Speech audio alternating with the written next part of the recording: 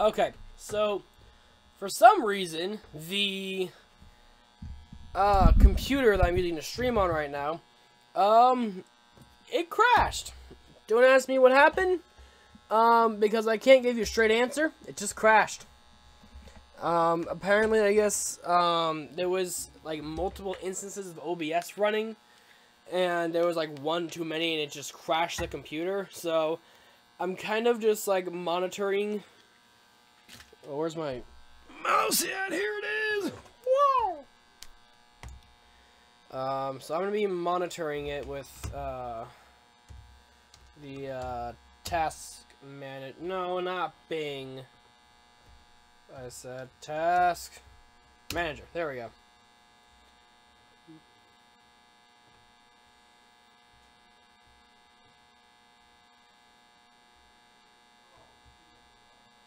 There we go. Okay. Well, if we need something on there, I mean, it's only like 50%, and the RAM is only like 25-30%, because I only have one tab open in Chrome, and I have OBS. Everything else is turned off except for the task manager, which I have running in the bottom corner right now. So let's hope that I'm able to actually continue on this in a nice and efficient manner without me having to cry.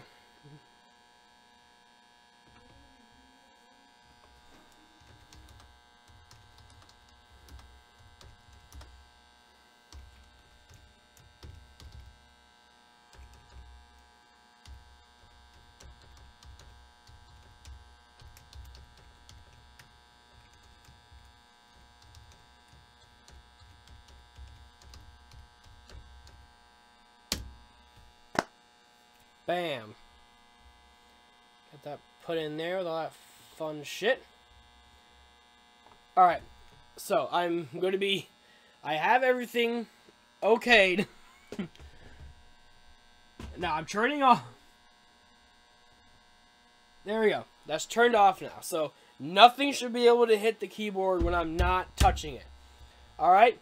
Let's go back to... If you guys are just joining, let me tell you what just happened. My computer crashed. Easier said than done. So, I guess I'll have to do the story one more time for people who weren't here in the beginning. But I'm going to start working on this, guys. So if you guys can see this nicely, hopefully you can. What is? Something is caught. Is it that? Is it that cable? And then that? Is it that? I guess so. Okay. Here we go! Go under! Bam! There we go. Now it's actually under the light. And oh, wait, you guys can see the monitor. Sorry. Yeah, sorry about that, guys. There's not much I can really do except just do what I'm doing. So let me push it up a tiny bit. There we go. Alright, cool. So, we're going to take a screwdriver right here, and we're going to go ahead and just start unscrewing it. Now, as always, when you are working on computers, you usually want to have like an anti-static wrist strap or something on. Actually, we need to take out the RAM because that's actually going to be in our way. Is this, no, it's not. Okay. Ooh. Trident. G-Skill Trident X. This is really good RAM, guys. So, if you're needing some DDR3, and these are the 3000s. These might be the 3000s, or are they 24s? These are 24 hundos. So, these aren't the best, but for DDR3, these are very good. So, and these are two 4GB sticks for 8GB of RAM for him. Now, he is more than welcome to go online and pay another, like, $100 and get 2 more for these to make it 16 gigs. Then you'll be able to populate all those slots. But we're just going to be running it in dual channel, which works for all of us. So, and also, while we're up here, we can go ahead and unplug the CPU power. Right there. I mean, CPU fan power. And then, we can go ahead and take off the fan. Because it's like 10 times always in the way. And again, it's no one's fault. I mean, Cooler Master, for me, for this being a budget CPU fan, it's very good. It is a very good fan. It goes all the way up to like the 2400 megahertz. I need to take the GPU out. God damn. So. Oh, shit.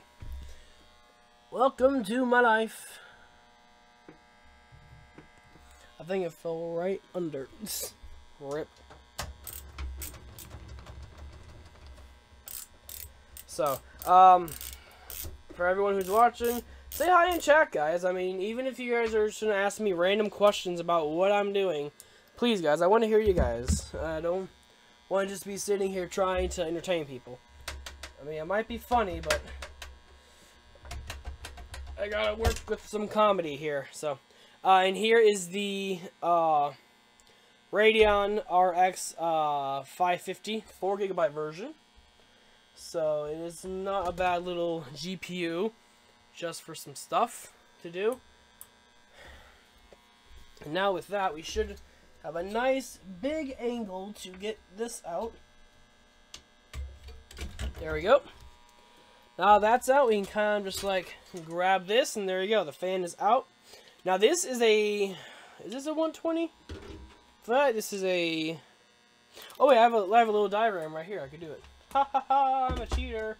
So I'm a cheater. If I put this on in the middle, this is a 140. Yep, this is a, no, it's a 120. Yeah, it's a 120 fan, I believe. So, it's not bad. Again, for it being only like 30 bucks nowadays, I mean, you can find them on sale for like $20. Then this is a very beefy heatsink as well, too. And it has copper, and it's mainly done for copper stuff. And it's not bad. It's a very good little CPU heatsink, especially if you're not a fan like me. I don't mind the Intel stock heatsinks. You know, they work for what you need, but since I'm going to be overclocking this for him, not a whole lot. I'm just going to be doing a basic ASUS overclock, so it just has more performance for what he's doing, especially for streaming for 1080p 60 or 1080p 30. You want to have a good CPU. And even if you don't have the best CPU, you can at least grab a small overclock. Alright. She's out there. You out. There you go. I think this one's still in. But, yeah, this is fun. There we go. These should be out now. Oh, come on. You're basically right. There you go. And then you should be able to just untwist these by hand now. And it should pop out here. There it is. It's out. Dope. And now we can go ahead and gently lift up the heatsink. Alright. That wasn't a horrible application. It could have been done a little bit better. Especially for someone like me. That's okay. So, we need to keep our stuff intact, especially since we're going to be reusing these. So, and no, it doesn't matter which one of these I use. So, if I set this one down on one end, but I pick up the other one for the other one, it doesn't matter. They're both the exact same heatsink. Okay. Now, here's a fun part. We need to grab our alcohol, which I left in the other room. So, I'm going to grab the alcohol and some paper towels, and we're going to wipe off the CPU, and also wipe off this on here too, because we're going to want to get a fresh usage of our thermal paste. So, whenever you're running this puppy for streaming or whatever, it's not killing you. So, I'll be right back for that, guys. I'm going to shut off the microphone so you guys do not have to hear like meh the entire time. And then when we come back, we will continue on with this. Whee!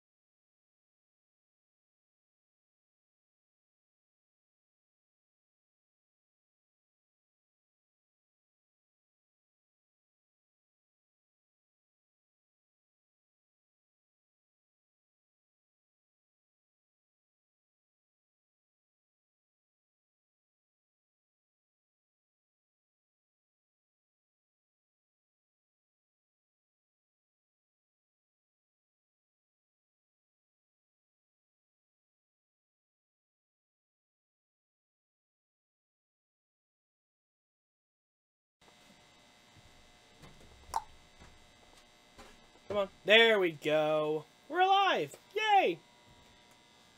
Alright. Turning off the keyboard. There we go. So that does not... There we go. Not touching anything or hitting anything. Alright, so I bought 2 rolls of paper towels. I'm going to just kind of finish this one off. Because there's not a lot. And then this one only has a few more on it too. So might as well just grab both. I think that would be smart. Also, anyone who is crying that this is not straight, I'm sorry. The, why is this so, like, meh? I don't know. I'm just leaving it there. I'm not touching anything else anymore. Yeah. But, you know what, guys? I actually might hop on the Discord real quickly and kind of just go on voice chat and see if anyone joins me. So I kind of need people to talk to. So, boop.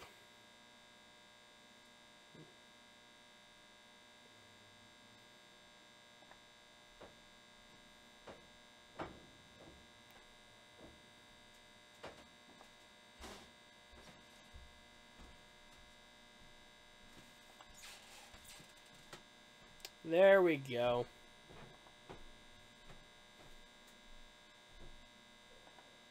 Well, if you're in the, if you're part of the Houdini Discord, hello? Alright.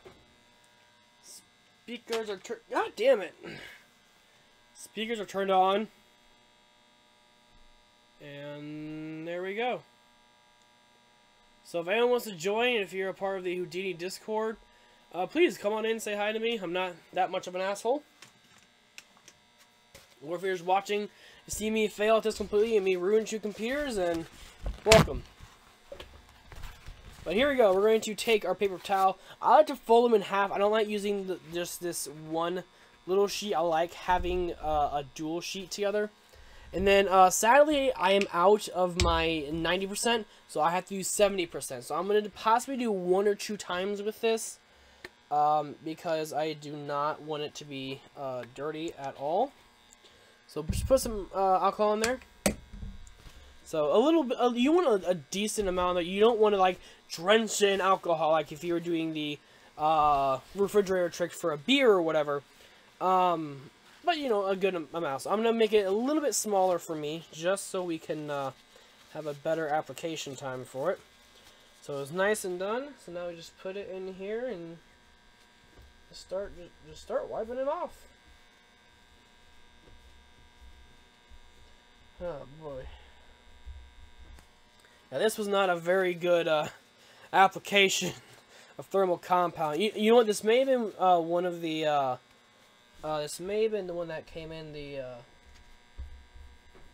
this may have been the one that came into the, Cooler Master box, which is very possible.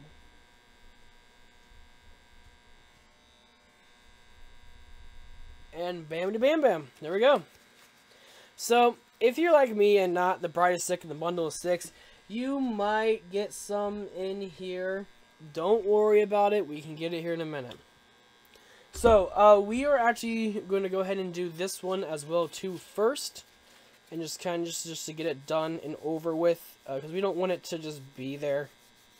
Especially if it dries. It's pretty annoying. So, I'm actually going to grab a little bit more and go over that again.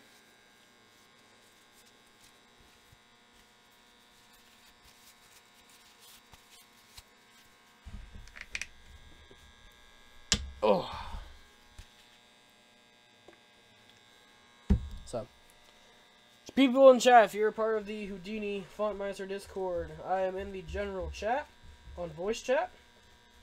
If you have any questions or anything, or just want to come in and say hi and have any questions of what I'm doing or how I'm doing things and stuff like that, let me know. I'm going to be on for a few hours, so I'll be nice for a little bit.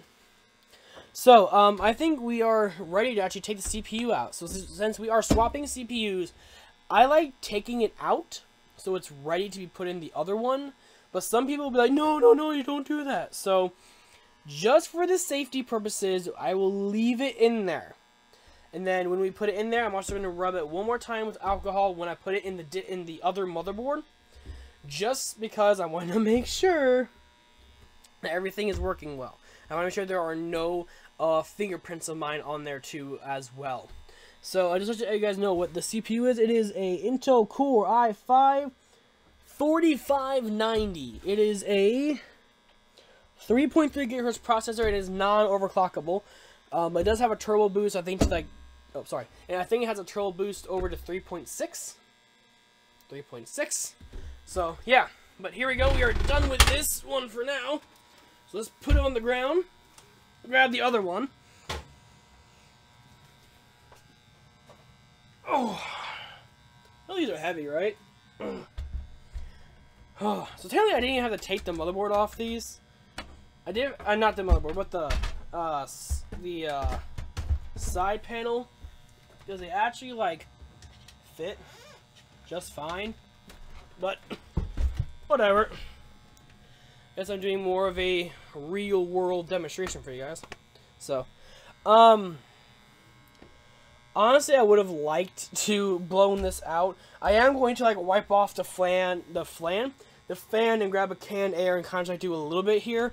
But I'm going to do my 6-month maintenance thing here in April. Whenever I do my office spring cleaning, which I will not film. So I'll be way too long. So there you go for that. But we're going to be doing the exact same thing for this one. We're going to be taking out our RAM. I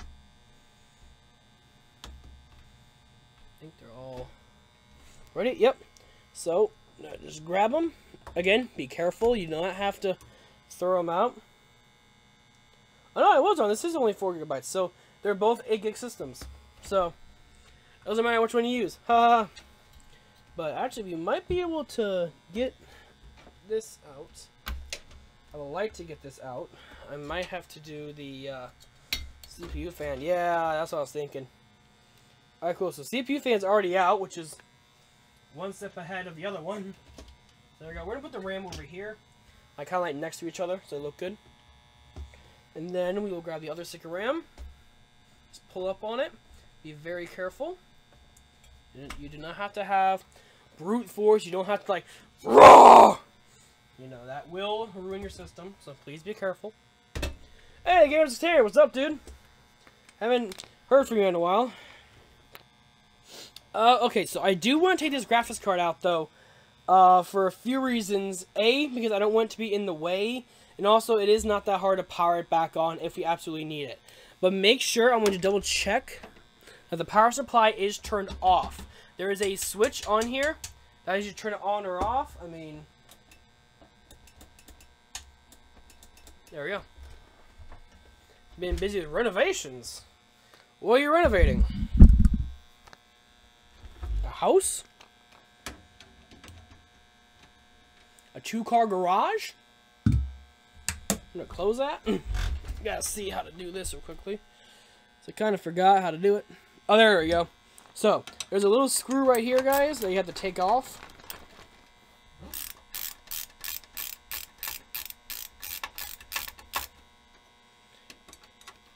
I'll tell you in a bit. I'm playing Pokemon. Lol. Put that up there. And then now we're going to grab these two.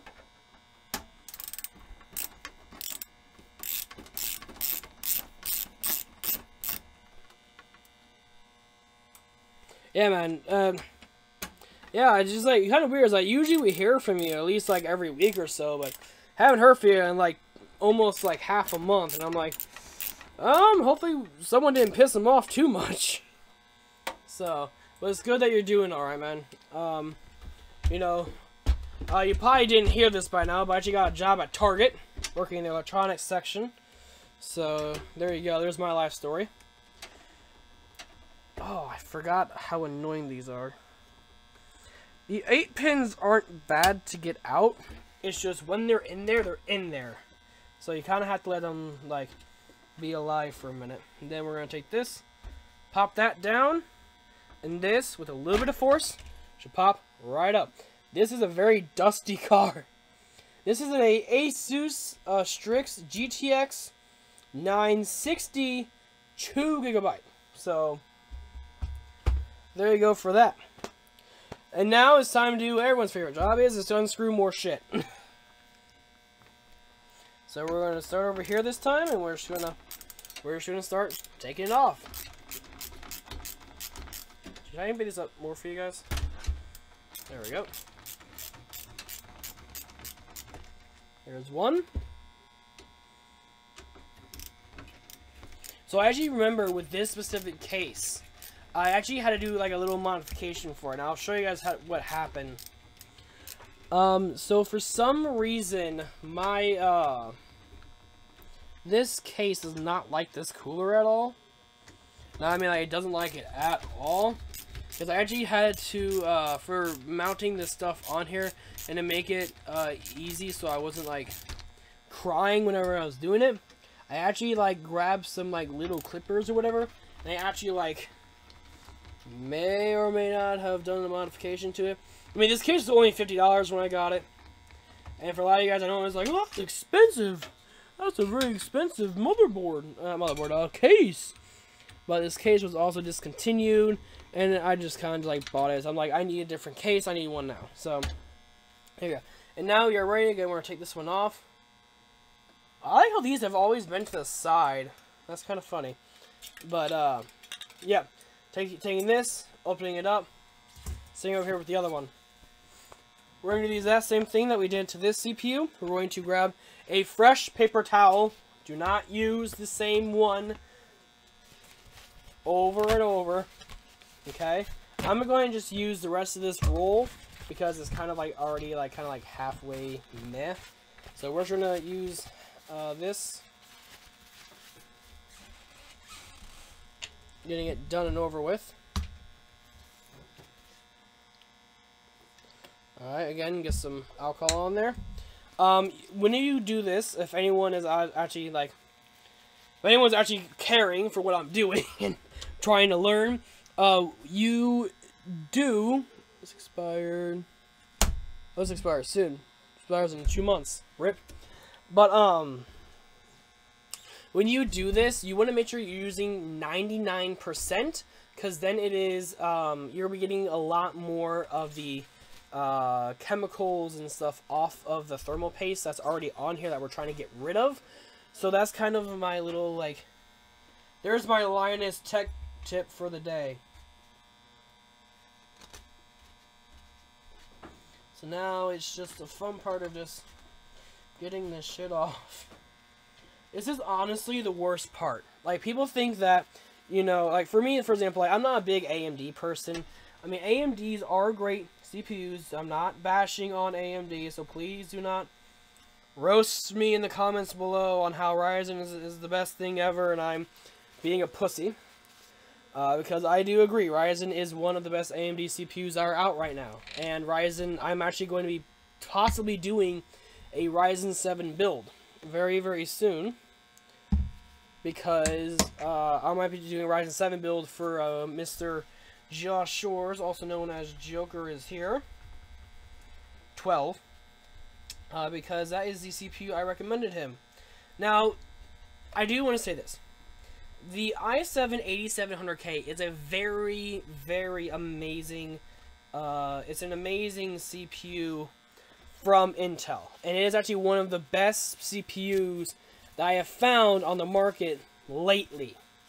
My only issue with it is that I can get a Ryzen 7 that is an 8-core with hyper-threading that I can overclock to about 4.5 gigahertz with a water cooler and have much better performance on streaming and video editing than the Intel system.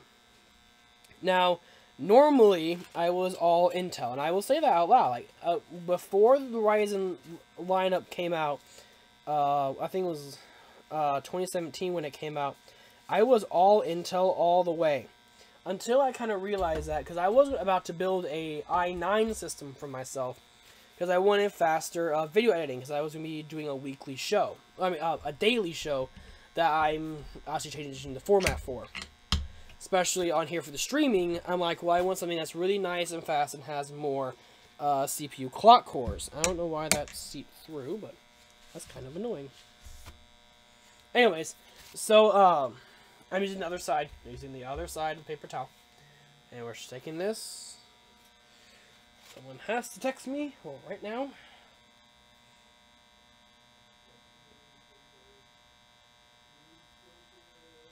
There we go. So, we're going to take this. And again, we're just going to go through. We're going to wipe it. Just for people to see what I'm doing. I'm just going right here on this block right here with the copper heat pipes. I'm just wiping it off. I'm taking as much thermal compound as I can get. And I'm just trying to get rid of it. Because I do not want any of it left on here. Now, obviously, I would like to do another coat of this. But also, I want to go and blow these out. Or at least blow them out in general. So, what's going to happen next is we're going to grab some canned air. And we are going to blow out the system. And blow out this, whatever you want to call this. Heatsink? Sure, we'll call it that. And we will go and do that right now. So I'm going to put you guys on that intermission screen again. Turn off the microphone so you don't have to hear the noise of that. And also, if anyone here makes music, just any background type of music, it can be hip-hop, rap, whatever, please let me know. Because whenever I do these, this noise is very annoying, and I know it. So, something great that might help a little bit will be some music in the background. Personally for me, since I like to have music in the background, and I mean, since no one's talking to me in voice chat, I can't really do anything, which is totally fine. But you know, that's kind of what I do. So yeah, if you have any music you're thinking about, just wanting to get your name out there or whatever, let me know. And if you have like a playlist and all that stuff, and make sure that you know, YouTube knows that I do have the right to use your music and stuff like that, please let me know. That'd be amazing. So I'm gonna go ahead and shut this off. I'll be right back.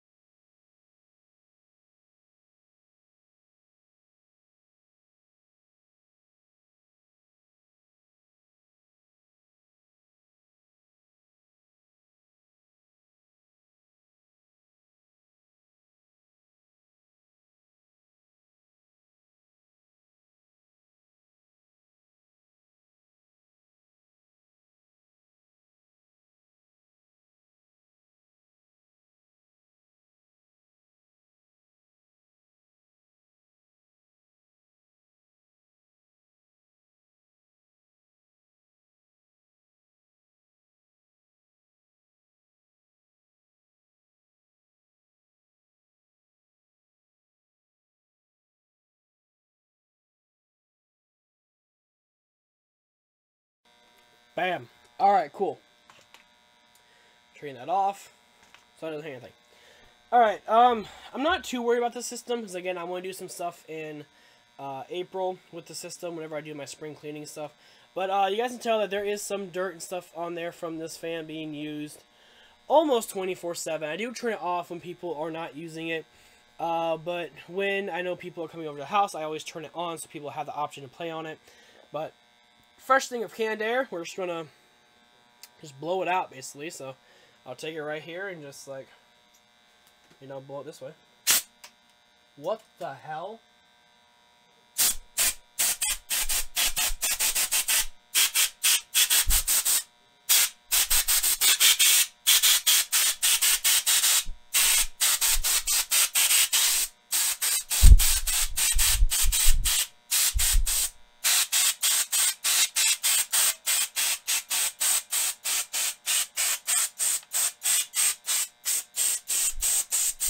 Alright, there is the heatsink A, which was really dirty, and heatsink B isn't that dirty. Build me something with a 1080 Ti. You got $1,000 for the 1080 Ti? I got you.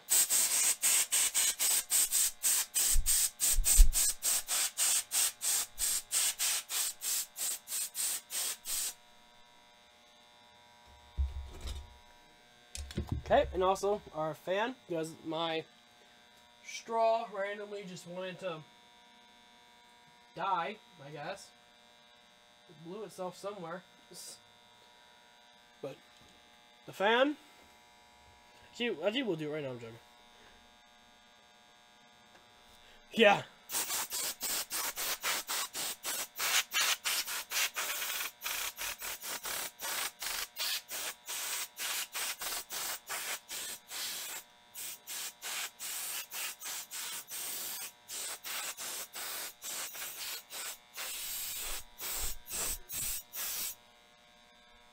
Set that down, it's getting really cold.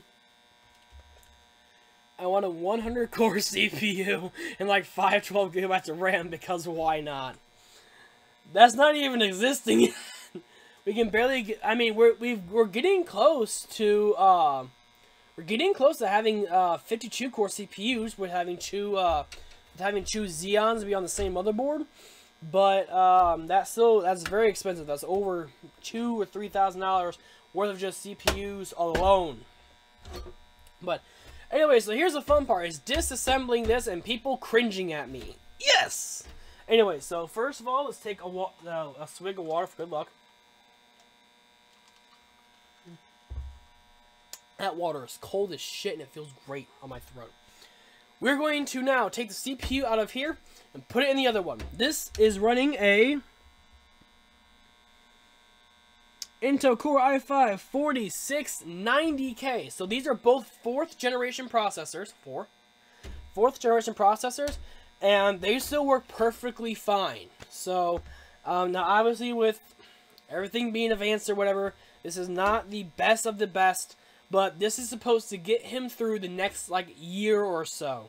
Which is more than enough time. Because the next time we'll actually have to have a 6-core processor is when we'll have to deal with things that are 8 cores.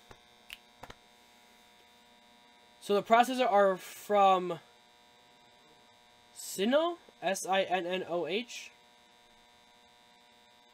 I don't know what you mean by that. I mean, it's a 4th gen processor. So anyways, so we're going to, let me do it this way. We're going to take our finger, go right here. We're going to push down and away to lift up the retention socket. We're going to very, very, very carefully grab the CPU. Alright, so here is our CPU, guys. And just to show you guys, I am touching it by the heat espresso. Oh, I got you. So, here is our CPU, guys. Now, I have done 3 different builds with this specific CPU. It has never had an issue once. It is a very good CPU. It's still in very good condition. And it works perfectly. So, we're going to set this down very carefully over here. And now here is the worst part. Now we have to take the CPU out of the other one. And this is going to be the annoying part. Because especially with having something like this, you don't want to double down on it, but we're going to have to. Which, again, I would recommend you never do. So, here's our other system. So, actually, we're going to take this system down by setting our heat sinks right there. We're going to grab our other system. Oh. Sit down right there and grab this new system. Man, these are tough and annoying to work with. Set it right there. Perfect. Now, we're going to now do the exact same thing. We're going to take my finger, push down the retention arm, push it away to bring it up for me to grab the CPU. Got it? Amazing. Now, this one does have some stuff on it, so we're just going to kind of like wipe it off a little bit. So a dry paper towel will be best for this, since you do not want to get anything wet, because this CPU is being transferred. So we just want to take this dry stuff, just a dry paper towel. This is not wet, just a dry paper towel, and just take it off.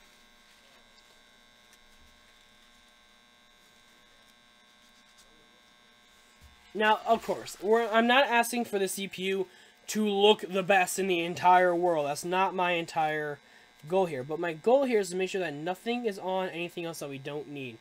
So, this one is the 4590. Okay. And this has gone through a little bit of stuff. You know, it's gone through a little bit, but it's going well. So now we're going to take our other processor, we're going to be taking our, what is this one? The 4690, okay. We're going to take the gold triangle on this side right here. There's a gold triangle right there, but also you can also follow the top notches, either one. This is so lifted up. We're going to take the CPU. I should do it this way. We're going to take the CPU. We're going to drop it in very, very carefully, just for it to rest. Alright, it's rested on there. The best thing to do is take a little wiggle. The wiggle test. It is not moving at all, which means it is a successful install. We're going to put this back down by just flipping it back down, taking the retention arm, and just going down and then getting it over like that. It is going to feel like you're actually like crunching it together. That's what you're doing. You're having this make good contact with the heat pads. How much is a 6-core i7? What options are there? I've heard threads play a big part in rendering times. Was something like me knows a big difference in more than just gaming? Yes, there is a 6-core generation i7. That is the newest one, Coffee Lake, and it is the Intel Core i7 8700K. It is a 6-core hyper-threaded processor, and it runs stock, I believe, at 3.9 or 4 gigahertz with a turbo boost up to 4.2 to 4.5 gigahertz, depending on what you're doing. Now, obviously, you're going to probably want to overclock it, so that's always an option too. But now we have this in there. We're going to take that paper towel and just kind of move that aside. Now I'm going to grab a new paper towel, rip it off, and we're going to grab some more isopropyl alcohol. There we go. And we're going to just put a little bit on here. We don't want to put a whole lot, again, just a little bit, little splash. We're going to take it, and now what we're doing now is just trying to clean it so there are just no fingerprints.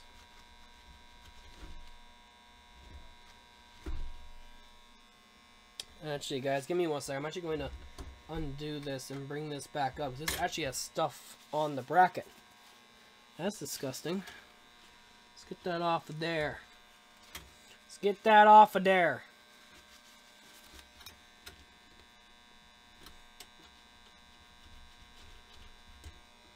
There we go.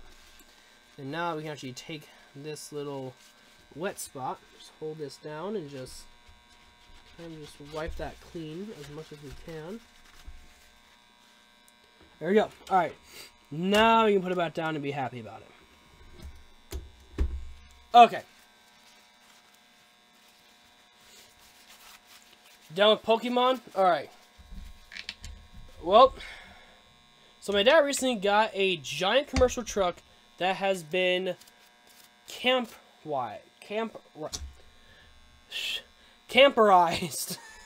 And I was like, wait a minute, are you sure I spelled that right? Or I'm saying that right? And I'm like, no, you spelled it wrong, and I tried to read it wrong, like a dumbass. So, Chris says hello. Hello, Chris. How are you doing today? Hopefully you don't mind watching me kind of be here. So, we're just doing some CPU swapping and getting stuff ready for me to take this to a customer. So except the guy who Camprise did a terrible job. I want that, and 16 gigabytes of RAM should be a good clean start. That damn 1080 I want, but I hate the price. I would like 4K gaming at 30 if at all possible, but more into 1080 at high frame rates. So for right now,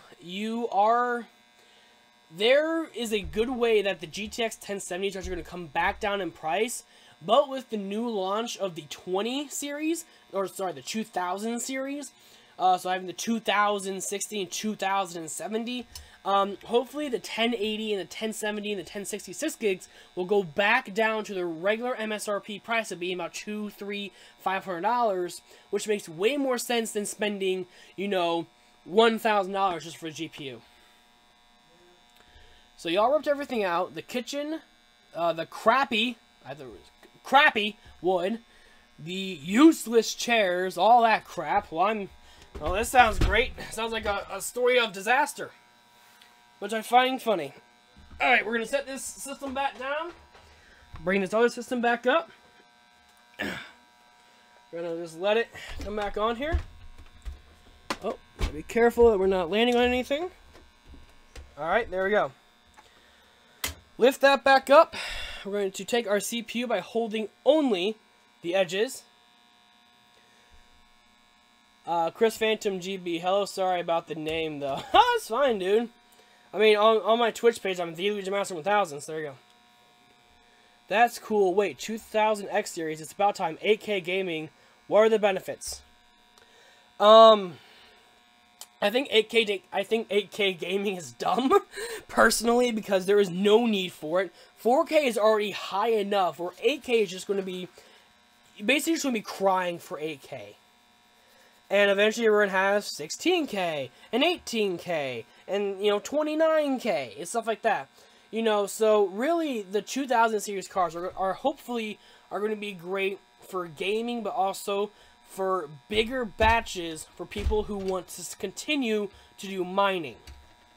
So now we're going to add a really nice wood flooring and walls, make a smaller kitchen because take up half the space, and add a second couch where the kitchen used to be. That's pretty cool. So, same thing with this processor as the other one. All Intels are the exact same thing on how you install them, so I can say this 20,000 times. You're going to go to the gold triangle located right here. You guys can't really see it, can you? Can I do it? There we go. Oh, come on. Come on. Focus. Hold on. Focus. Focus. Oh, come on. Focus for a second. Focus for a second. Anyways, there's a gold triangle right there. We're going to bring it down to this little section right here, but also you can follow the two notches that are on this side. So the notches are actually going to be facing me. If you were building this system, I would make sure you're going power supply to you. But this is how I'm doing it, so I can show it to you guys. So we're going to be, make sure this is all clean. It is. Actually, wait, this area right here isn't very clean. Let me get this, guys. I am a stickler about having clean CPUs. I may not be the best person about my room being clean, but for a CPU, better be damn clean. So, here we go. We're going to go ahead and just take it in. Again, gently put it in. Do not, like, force it in. You're just going to let it lightly drop. So, just lightly drop. Oh, I missed.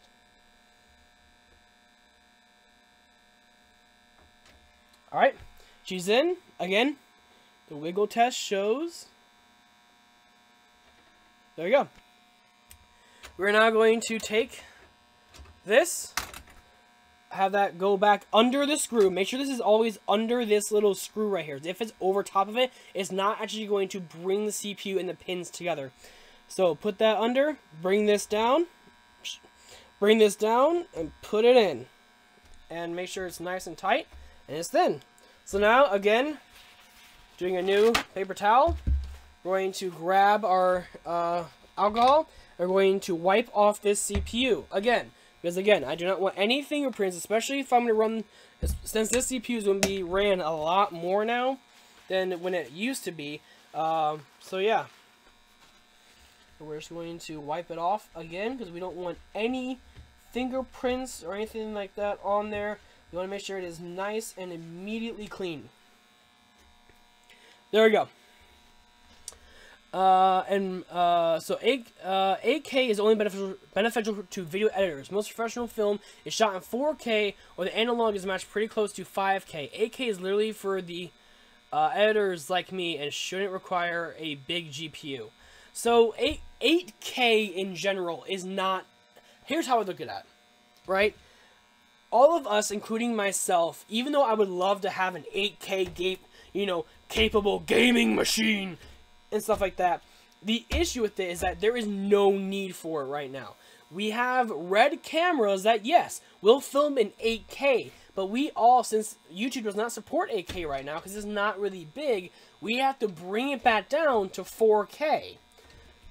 So for something like me, when I go for a build and stuff like that, I'm going for just performance for price, not going performance for glamour and stuff like that. Now trust me, I like having a nice case with some LEDs and stuff like that. That just makes the build more personal to you.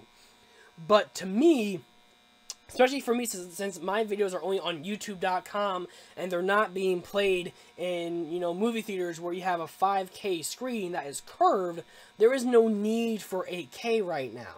Especially since if you're going to be uploading things only to YouTube and streaming on Twitch and stuff like that, you're going to be limited to only 4K. So that's kind of how I look at stuff like that. Be gentle about the board. I know that. Actually, chat's going a little fast for once. Holy shit. Chris says, thanks for the sub, Houdini. That's pretty damn cool, bro.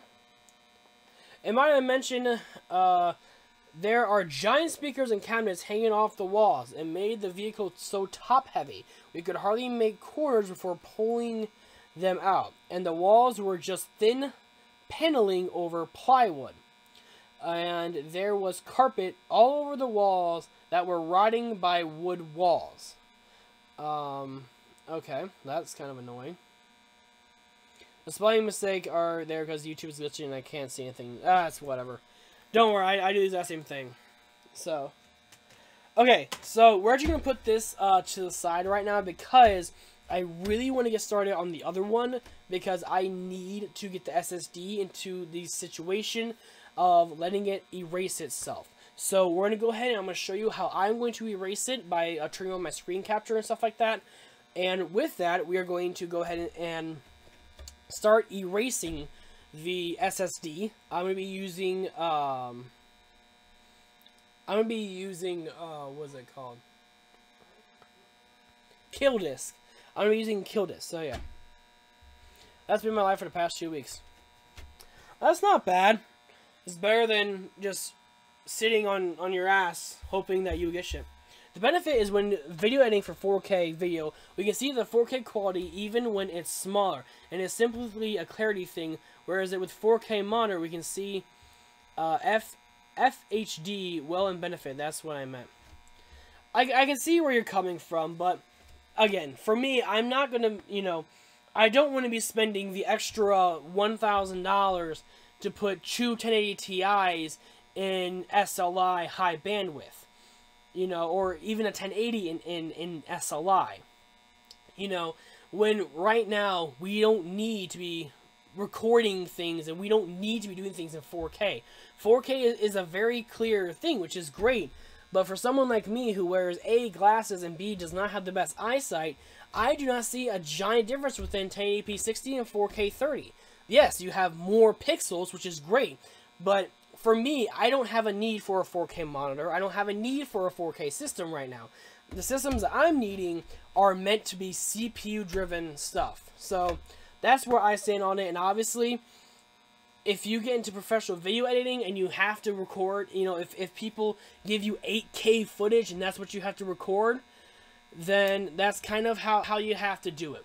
But for me and for right now in 2018, there is no need for you to have, we don't need to have a 4K gaming card because there is no need for it right now. You know, you're able to take two smaller cards like the 1070s or the 1080 Ti's or 1080s or 1070 Ti's and putting them in a SLI configuration with a high bandwidth bridge on there, and you're going to be getting the exact same stuff as getting one big card like a Titan X or a Titan XP. So if you're absolutely wanting 8K, then I recommend getting a Titan XP. But for me, I'm just gonna, you know, I don't really need 4K either. So a 1080 that's a 11 gigabyte card is gonna be more than enough just for video editing and doing things on the side.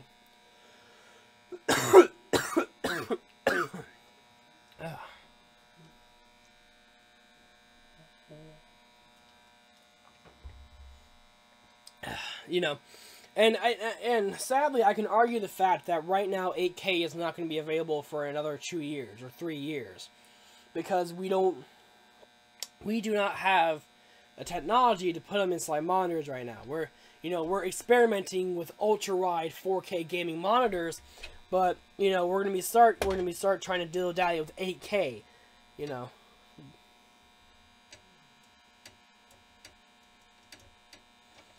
Many phones are being shot in 8K. Yeah, with the red cameras, they're being shot in 8K. Some big YouTubers even shoot their videos on a red, which is an 8K, which is an 8K an 8K camera.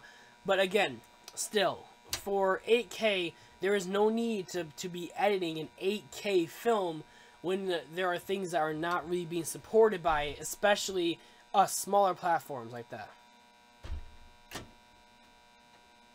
Oh yeah, is to shoot future-proofing. Well, if you're wanting future-proofing, then do a Titan X. That's my answer. If you're wanting future-proofing, if you're wanting something that's going to last you 5 years, then get a Titan X, and then enjoy the $1,200 price tag on it as well. You know.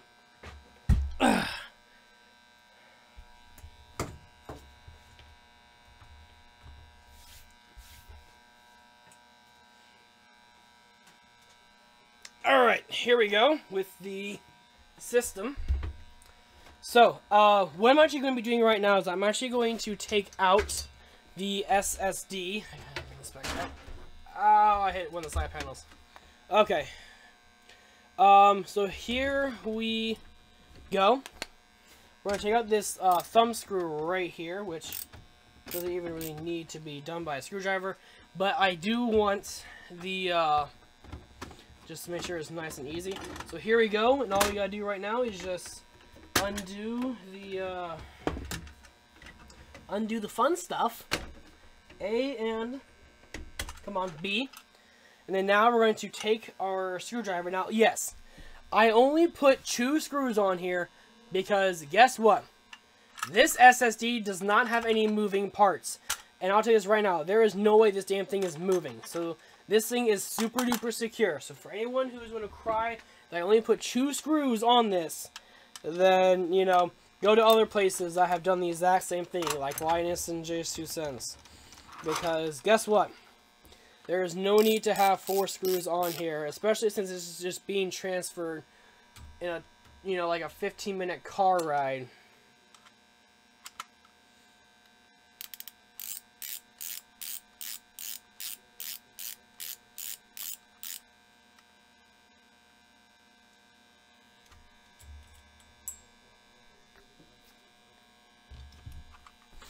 Doesn't mean it still looks good, so the benefits look good to me. But I'm only looking at things, I'm only looking at where things will be in 3 years when I graduate. I would like to self-contract, and to do so requires having the equipment and quality standard they require. Again, my answer, get a Titan XP. Because there is no way for me right now to give someone a PC part picker list that is wanting to do 8K gaming and 8K video editing, because there really is no need for it. I mean, 3 years ago, there was a build that Linus Tech Tips did, like 3 or 2 years ago, that ran 2 Titan XPs. And I'll tell you that, that'll be more than enough for what you need. That's going to be over, I think, over 25 gigabytes of GDDR5, and it's going to be just powerhouses. So, but if, you know, again, when people try to future-proof, you know, I'm a different future-proofer. I don't like spending a lot of money on the graphics cards because I don't think there is a need to. I don't think there's a need for me to get a 1080 Ti if I'm not doing anything that really is going to benefit it. And for right now in my career as just a host and a game show guy, but also who does this for a living, whenever you have someone like me who has to build things for people to only having a few $100 budget, especially only having maybe $1,000 to spend on it, a 1080 Ti and a 1080 is not practical right now. And you know, and I'm trying to look at everything on the bright side right now, but it's hard to do when you're having things stay on the low end. So with everything being on the low end, you have no way to know when or where you're going to be. Because in 3 years, there may not even be a need to have editors anymore. You might be able to just edit right off the camera, and if you don't like a shot, just take it off just like that. And you know, editing is becoming easier and easier to do, especially since you're able to start outsourcing yourself. And, you know, if you're trying to downsample in 4K, you know, you're not really needing the bigger graphics card, you're needing a bigger CPU. So if you're trying to build yourself a future-proof system to where you can edit 16K and stuff like that, then I would recommend for you to get an AMD Threadripper 1900X. And that is the biggest CPU that's the biggest APU you can get on the market right now. It has like 18 core, it's an 18 core system, and it runs for about $600 or $700. And if you want to make sure you're able to do 16K in the future, then throw in 2 Titan XPs. Put them in the high bandwidth SLI, and make sure you have a nice motherboard with 64 gigabytes of DDR4 RAM. That right there is going to cost you about $3 grand, but you know, that's kind of what people tell me nowadays. If they want to future-proof, they want to go high-end, and instead of actually waiting until the technology is more needed, like for right now, I'm not upgrading the system. I don't have a need to spend $1,000 on a graphics card for something I'm not doing. So, you know, it also, like, I was telling someone too, like, I was talking to a Twitch streamer that has about, you know, 50,000 followers, and I also talked to one too that was at the 450 mark, and both of them were wanting the exact same thing. They both wanted a Ryzen 7 with a 1080 Ti and all this and that and this and that and stuff like that. And I was telling them, like, what's the point of trying to go with a 1080 Ti, especially since all you're doing right now is just going through an encoder. And, you know, especially too, like, people also try to go for the glam factor as well too when you build systems. You know, some people don't, they want like the lowest end system that they can get, but for the turn of that, they're going to be getting, you know, a glass case with a fully custom water-cooled computer. So that's where you have to look at. You have to look price to performance as of when you build your system. If you're trying to go future-proofing, then that's kind of hard to do on any type of budget. You just have to kind of just throw out your money and hope that everything's going to work. Especially with having systems right now being how the way it is, with having the GPUs being so bad as it is right now. You know, in 3 years, the 1080 Ti is still going to be a very good card. Hell, the 770 or the 780 is still a very good graphics card that will still run you about $700 to get, because the 770 has a way to do things that the 1080 Ti and the 1080 now have.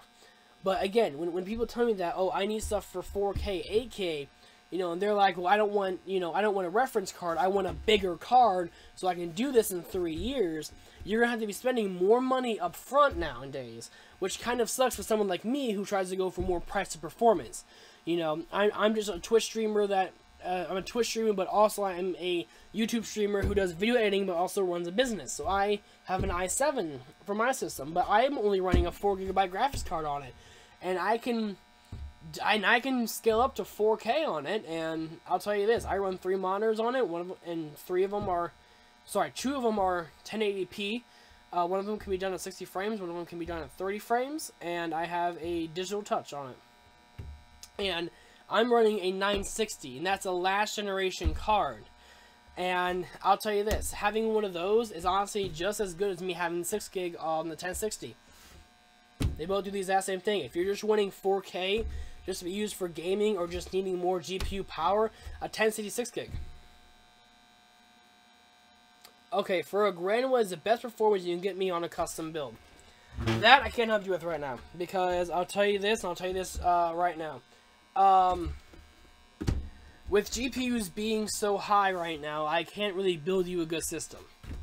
So if you're doing a grand build, doing one for $1,000, and you're trying to focus on streaming, you're probably going to want an i7, or you're either going to want a 7700K or a Ryzen 7. They both have the same price points. You're going to want a decent motherboard that has USB 3 and stuff like that. You're probably going to want a water cool system, especially if we're going to be streaming for long ports of time. You're going to want a good GPU, a 1060 6GB, a 1070, 1070 Ti, 1080, 1080 Ti, Titan X, Titan XP. You're going to want 16GB of RAM, but if you're trying to future-proof, then go to 32. And then you're going to need probably a 850 watt power supply and a case and Windows 10 Pro. So that would be the system I would do if you're trying to do things. If you're trying to do things for a better way, I guess. So, but here we go, guys. I have this one out, which is great. We are now going to download and get ourselves ready for SSA. So about 2K. Yeah, probably about $2,500. I can get you a really good system. But that's for today's prices. So let me grab the little tool I'm using. I'll be right back.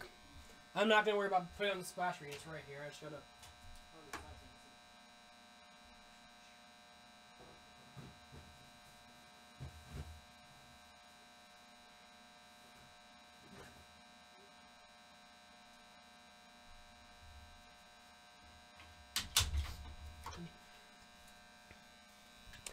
Alright, so any tech enthusiast or anyone who likes to work on technology should know of what I'm going to be showing you guys here in a minute.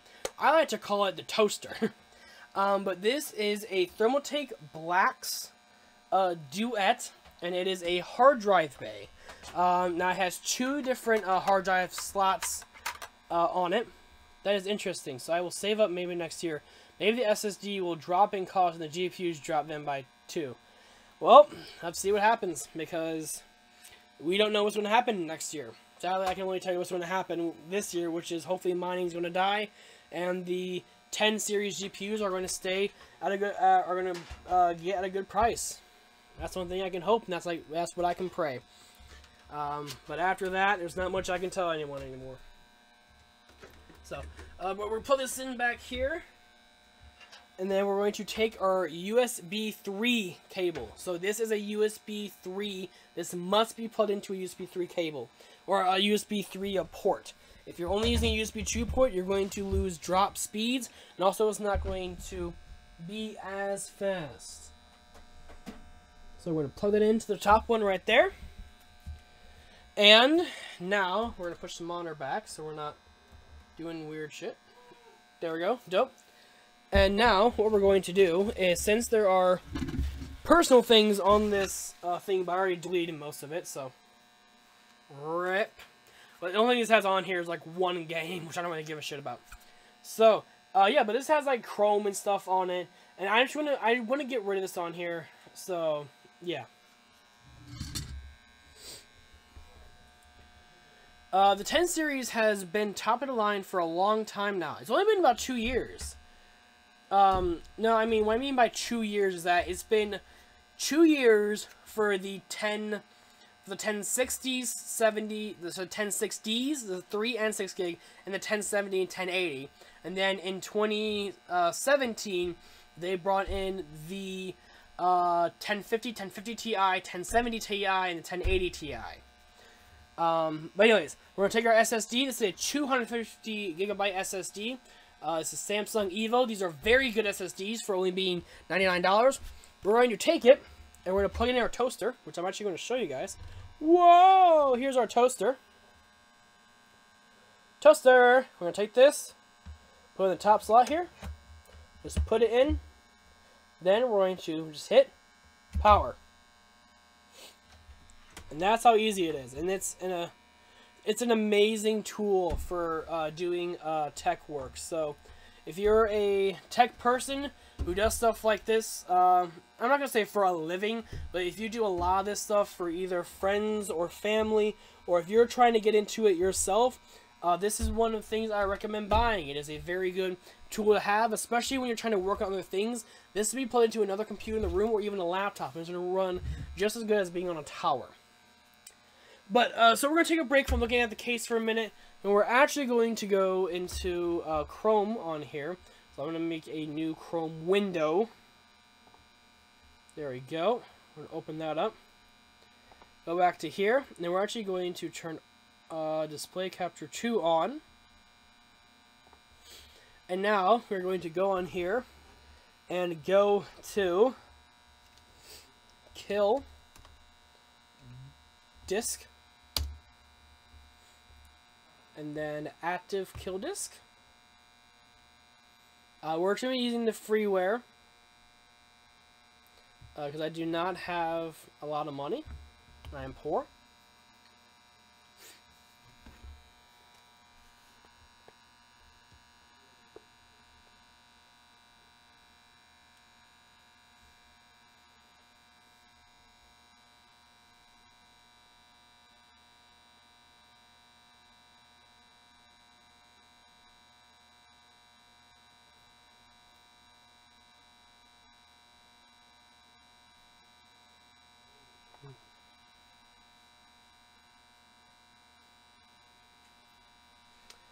Alright, here we go.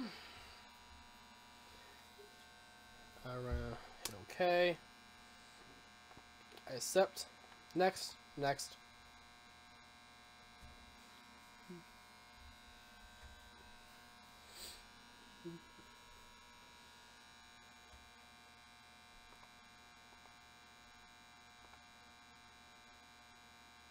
There we go. So we are now into this, and here's a really cool thing. So this on here is called the J Micron. And so we know that this is different because here we go. This is our C drive because it has Windows on it. And you can see that you cannot take this. You can erase it if you want to, or wipe it, or whatever. But you can tell there's nothing you can do right here. So we're actually going to go down here, which is a fixed disk. This is this one on here. And you can tell that it has a recovery, no name, and then Windows, and blah blah blah blah blah. And I do know this is the other one because if I would turn this off for any reason, it's gone. So we're gonna turn it back on. It's gonna come on in. Howdy fella, you might catch some salmonella, you might catch some salmonella. Just get on here now so we can erase your ass. There we go. So local disk D. And then here we go. So this is the J Micron. This is our new one. We're going to wipe and then erase it. But we're actually just going to erase it. So we're going to be doing one pass by zeros, which means we're going to be doing zeros, and then more zeros, and stuff like that. And then we're going to hit start. Then we have to type this, just make sure of, you know.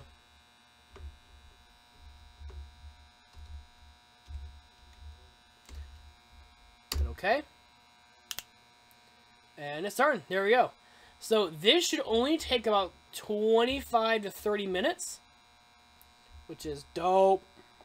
But there you go. So that's how you do that. So now we're gonna go back onto our lovely little screens on here.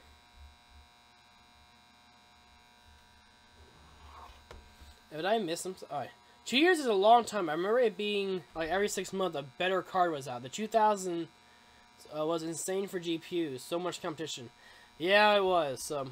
Then Chris subbed to Houdini, which is amazing. Chris, on Houdini's videos, there's a Discord link, but also on this, on my video as well too, on here, there's a Discord link. Go down below and say hi on Discord and stuff like that. We love to talk to you guys. I'm going to set this computer down for a little bit since this is erasing the hard drive right now. And I'm actually going to take this little SSD bracket, I'm going to throw it on my chair over here. And we are going to go ahead and get the other computer back up and running. So we're going to take... Sorry about the noise.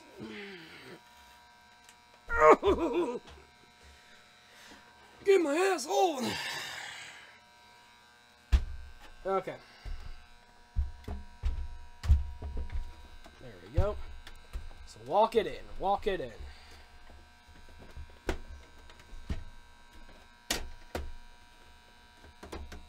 There we go. Okie dokie. So, our CPU is there and it's ready. Now, we're going to do another cleaning. I know, guys. I feel like I'm just going to be saying this a lot. Alcohol. Isopropylone alcohol. Alright, Matt, I will. Cool, thanks. And also, if you're at it too, you can sub to my channel. I do not have alert box on tonight, guys. Only because the stream rig actually did crash at the beginning of the live stream. Like, I think it was like the first 15 minutes the computer crashed because of a bad overclock, or I believe OBS was also running twice for some reason. I don't know why, but that's kind of just what happened. But anyway, so I'm going to take this. I'm actually going to go on here. This is our more dirty one. And we're just going to just kind of just like wipe it down. We want to make sure, though, not to get any pieces of paper in there, though. You want to make sure this is as clear of paper as possible. That's why I'm kind of going towards the grain. So, but yeah, Houdini, in the early 2000s, especially whenever my grandma and grandpa were using the computer for, like, taxes and stuff like that, when they did it themselves, they would be like, a new graphics card, another graphics card, and stuff like that. And it, honestly, I have to be honest with you guys, I actually was not into PC building or really even gaming a lot of my life. I love if Matt talked like Bob Ross off his computer. It's just a happy little accident, but it's okay. We're gonna make this thing nice and pretty. You might want to add some more alcohol onto our little tissue here, you know, but you can do as much or as little as you want. We recommend just doing a little bit, but that's okay. Whatever you want to do, as long as you don't hurt anything, you'll be fine. We're going to take our isopropylone alcohol on this thing. We're going to go right on here. And we're just going to start wiping it. You know, just wipe it, make it nice and shiny as we go on it. You know, just make it nice and shiny. Take your time. Again, this is a class for everybody. You just want to take your time to work on this stuff. Make it nice and clean. Alright, now that's nice and clean. Just want to go down here, dip it in some paint thinner, then take our paintbrush and beat the devil out of it. Was that good? Was that a good Bob Ross? Not like I'm actually like a giant fan of Bob Ross.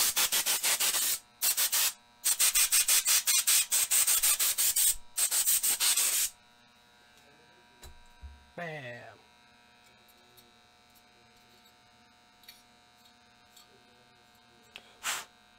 It's not coming out. That's annoying.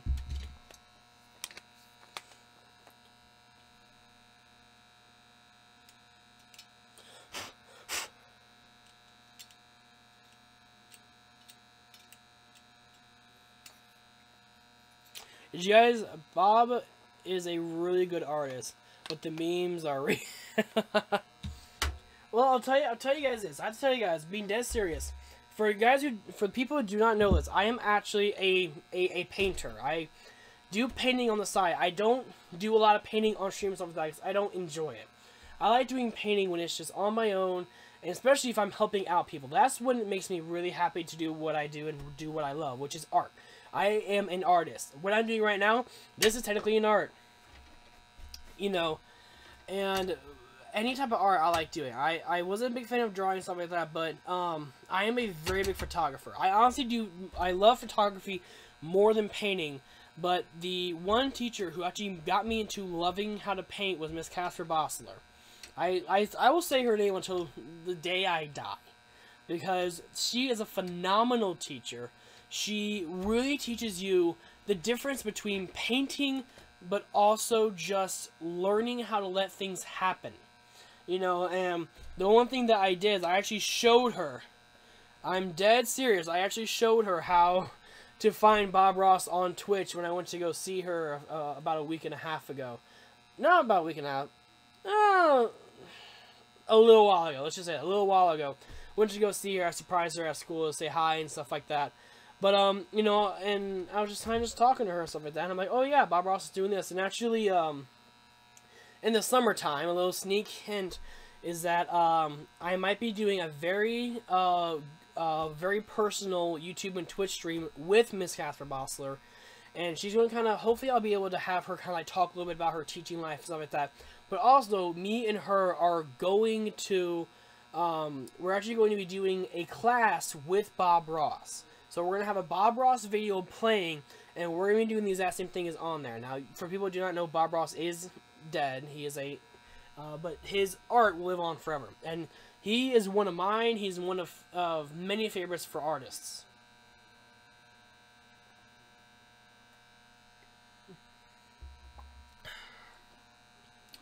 Alright, let me do something. I'll be right back, guys. I'm gonna leave this running.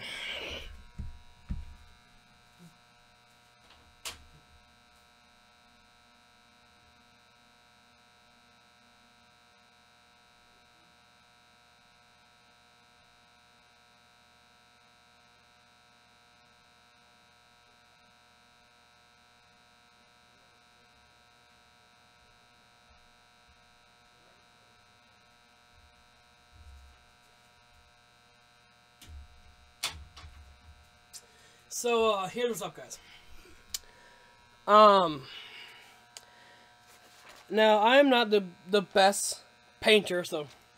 But also, guys, this was actually never finished. What I'm going to show you guys is something, that was actually supposed to be finished, with our class. Now, the reason why it might look weird and it looks like I don't have any hair or my stuff is misformed is because we actually kind of had to do a little bit of that because of what we were doing. We were actually going to glaze this and stuff like that. But when this was actually our final assignment for the first semester, our teacher, Casper Bossler, got into a very bad accident. She fell on the ice at school while she was doing stuff for her other class. And, that bend? No, it didn't. And what happened was, she started getting some really bad headaches and stuff like that, and then, after a while, she couldn't actually comprehend stuff, and it then showed that she had a pretty bad concussion. But it just did not, work right, with her brain. So, she had to leave the second entire half of the semester, so we actually never got to finish these. So, but, so here's what it was. She took a picture of us, and what we had to do was to draw our picture on here. Then we were going to glaze it. While glazing it, we were going to be adding touches for our hair and stuff like that. And also, like, a lot of this stuff on here, too, was stuff that was just general mistakes that we were able to fix over later on. So, but now, this is garbage, guys. This is not finished. This is a very bad painting. I'm not a big fan of it, but this is kind of what it is. I can't really show it that close to you guys. I'm sorry about that. But, that was me. I was actually working on her MacBook while doing this. Her iMac when doing this. And so, I took her keyboard, and I was like, well, let me just do this. And then I bent down, and I was sipping a Pepsi, because she would always have soda in her class.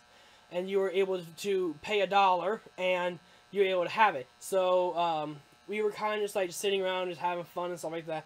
I'm like, this would be kind of funny. So I did this, and me and her obviously loved it, because me and her have the same taste on my funny stunts I did for the 2 years I was a student with her.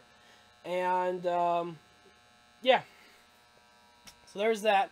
Then also, my other teacher, Mr. Thornberry, he was my intro to art designer. And then we were doing some things that dealt with arts and stuff like that, and different types of things. And so here's what, now this was not mine, okay? This was him doing a big head picture of me. So yes, well, Thornberry, yeah, Mr. Thornberry. But this was his rendition of me. So holding the clarinet. That was supposed to be a book / laptop, and then I always wore a polo. I was not a big t-shirt guy, so I did a lot of polo stuff, and obviously I had my longer hair. Now every single year I would actually cut my hair, and so when I did marching band I wasn't dying on the field. And then in the wintertime I would let it just grow out. I would cut it, and I would grow it out. Cut it, grow it out, stuff like that. And then my final year, I just let it grow out. And I have actually not cut it since my senior year of high school. So that has been a year now. Actually, it's been a year and a half now since I've cut my hair. So, well, there's your little matte art. And also, I did do a realistic drawing of myself, too. I can't show you guys that, because we actually got it framed and stuff like that. And I actually got the like 4th highest grade in my specific class, in the intro class. I think I got like the 4th or 5th highest grade because of how much detail I put into myself.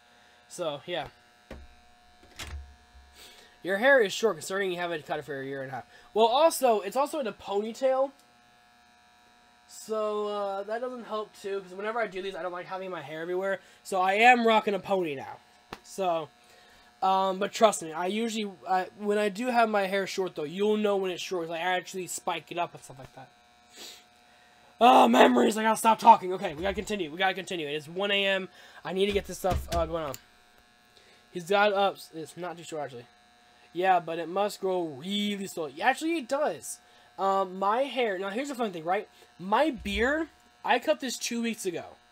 Not all the way down, but I cut it very, very finely thin. And it's already growing back into a nice, bushy little beard. My actual hair, though, my top head of hair, does not grow super fast. Because my hair is extremely thick. I have thick, curly hair. And it is very hard for me to grow it out more. So if I want to have this thing grow a lot, then I gotta keep it in the way it is, and then eventually, whenever it gets up to size, or maybe for charity, I'll make it a donation goal to where I will actually go to my barber, and I will get my hair cut short for you guys. And I will do that for kids, I'll do it for science, I don't care. Even if I'm able to make this into a wig, I will do it.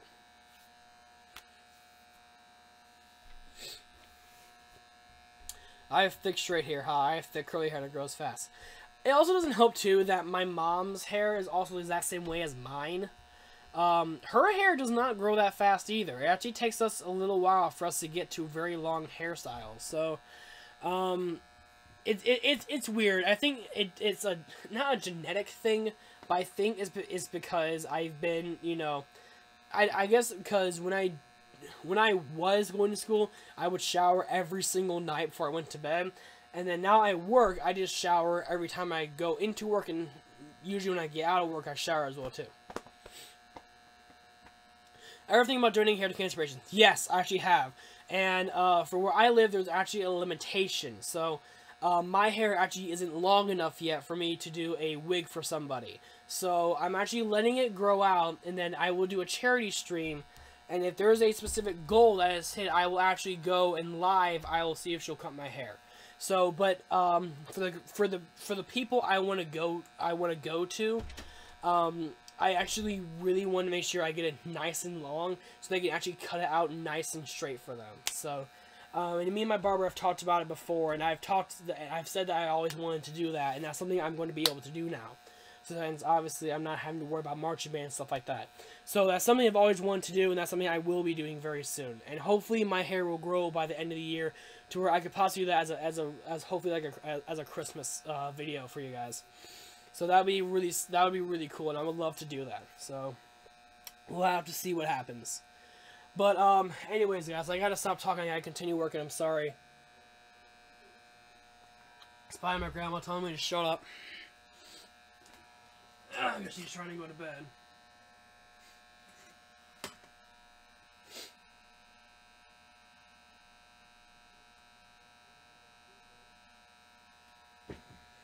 So, it's usually 12 inches at least. My stepmother cuts hers every hair. English. Got it. Okay. Let's get back into this, guys. We're going to take our heatsink, and we're going to take on here. Now that we have cleaned that, we're going to actually take our, every year. That's not saying every year. Okay. We're going to take our thermal grease, or paste, whatever you want to call it. I'm actually using the TG7 from Thermal Tank. And we're just going to try to open it up. These do not like opening up. Oh my gosh. Where are my pliers? My pliers are out of the room, as always. So, fix it time! Yay! Because I fix it. I'm ready. I'm ready. I'm ready.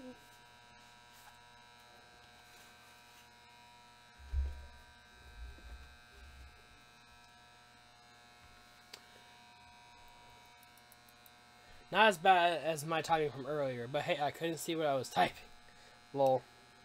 So we're going to take it. There we go. Now it's getting opened up.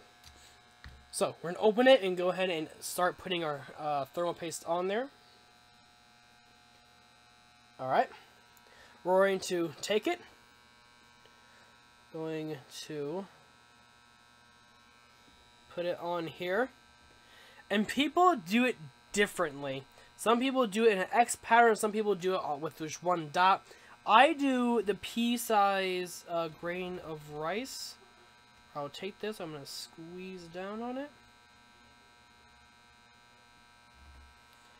There we go. Go ahead and just close it. So, and people are going to be like, that's too much thermal paste, oh my god, you loser, you don't know what you're doing. No, I know what I'm doing. I'm putting on a beefy heatsink, so you want to have a little bit more on there. There we go.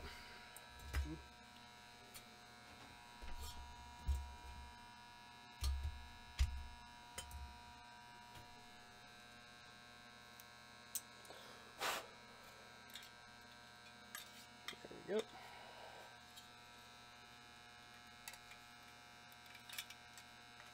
I'm going to go ahead and change my husky.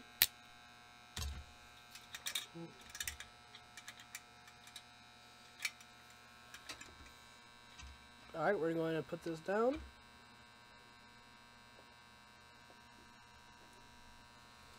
Alright, she is on there. Cool. So, now's the fun part. Start tightening. So the best thing to do, I like to start back here. Oh wait, that's way far over. I was like, wait a minute, I need this on the CPU. Like, there we go. Alright, where is this? Give.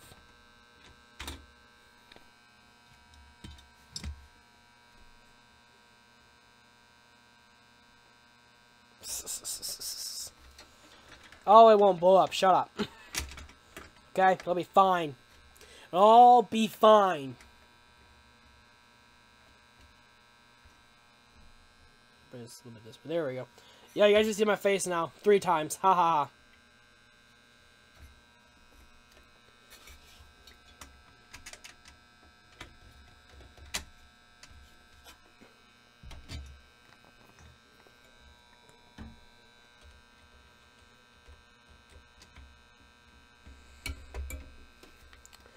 Alright, so we're going to start putting it down.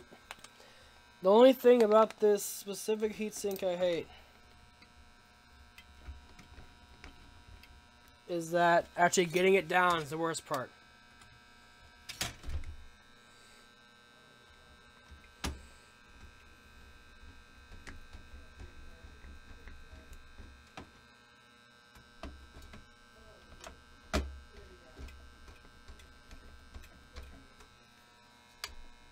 Why is this so far over? It's not even on the heatsink, guys.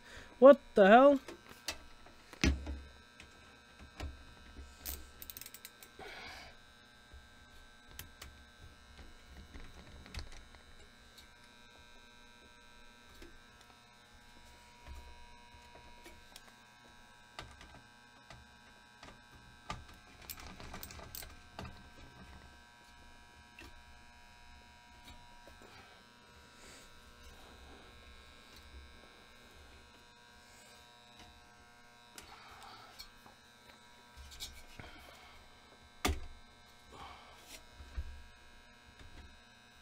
No wonder why I wasn't making good contact.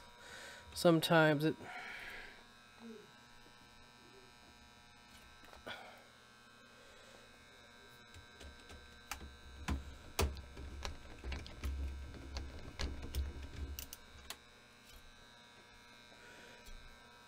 There we go. Now that we're actually on the CPU...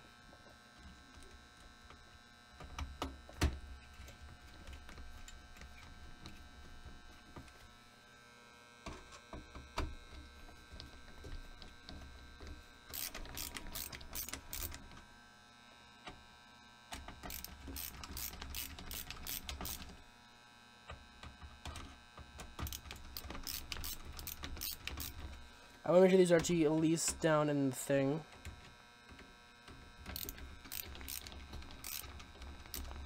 Alright, so now we're going to go back into a cross pattern.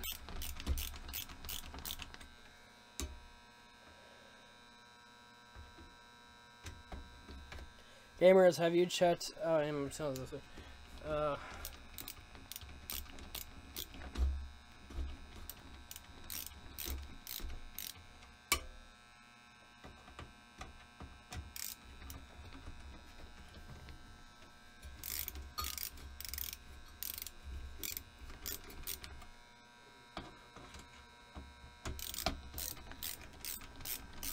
This is the worst part of a computer build, guys.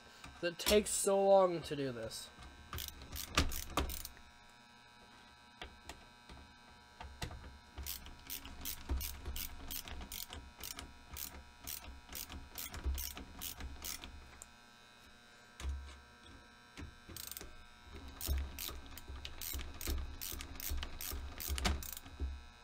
Alright, dope.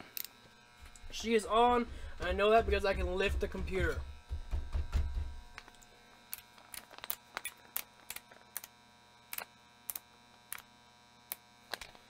Alright, dope. Now, if you guys are wondering why this one is spinning with it, it's just the washer on that one is kind of funny. So, but this is making contact on all of the CPU, which is a very good thing. Now, it may not be the straightest thing in the world, guys. You're not wanting for straight. You're wanting it just to be on the CPU itself, because you want to make sure that all the heat is rising up to it. Nice. All right. Woo. Okay, there we go.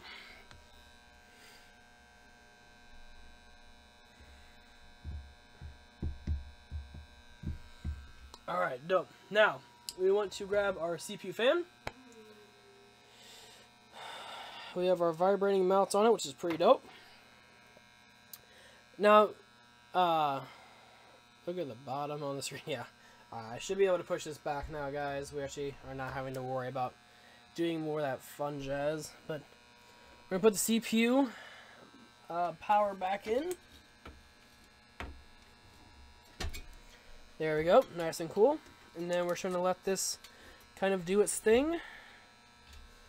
We're going to put the RAM in first. I forgot that the RAM is really weird. Usually on this one you want to do the gray ones, right? That's what I'm doing. So, There we go. There's one. So that's 4 gigs.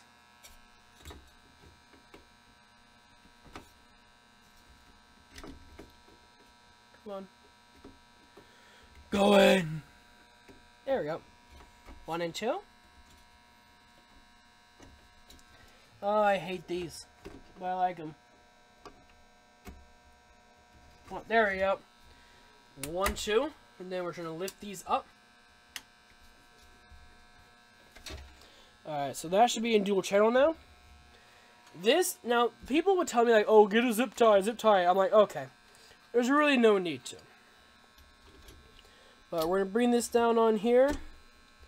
Make sure this is covering all of this fun stuffs. Can't say shit anymore because that's dumb. But actually, let me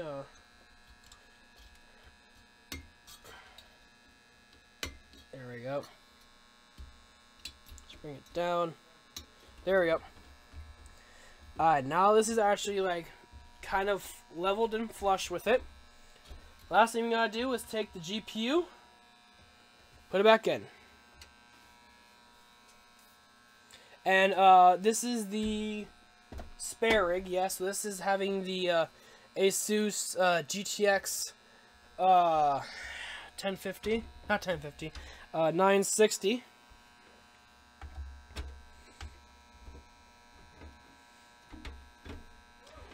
Alright, we're gonna line it up on there, make sure it's lined up on here. When it's ready, you just push down. Nice and firm, you push down on it.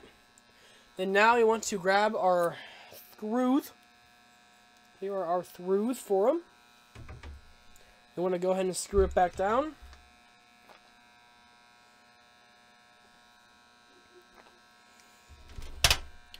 Bring it over this way. Sorry I can't show you guys this in like super mega high def, but it's whatever. I screwed up already. I'm joking, I didn't.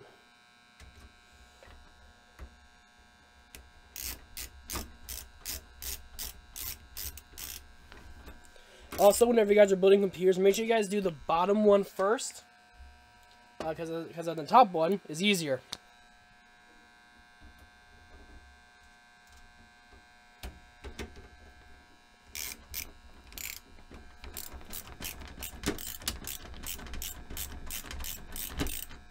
Alright, now that's plugged in. We have our CPU fan plugged in, so that will be powered on. The last thing we gotta do is take our connector on here and just reconnect it. I forgot how annoying this is. There we go. That's nice connected now. Last thing we gotta do on this case before we put everything back in on it is to put our little bracket back on.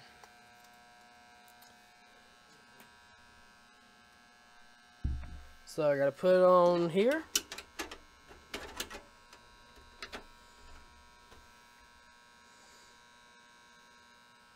Forgot how stupid and unnecessary this was.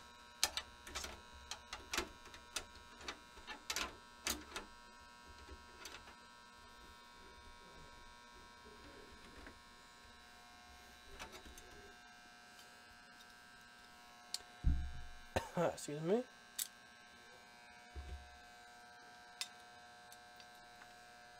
I'm shot. I don't even know. I'm kind of like trying to do this, guys. I'm sorry.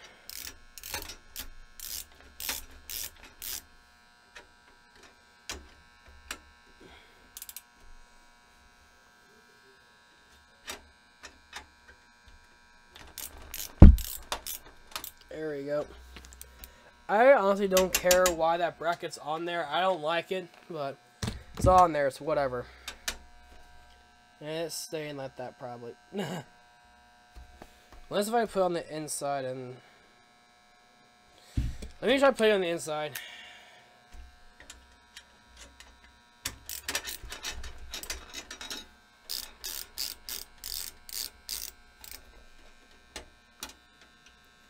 Oh boy.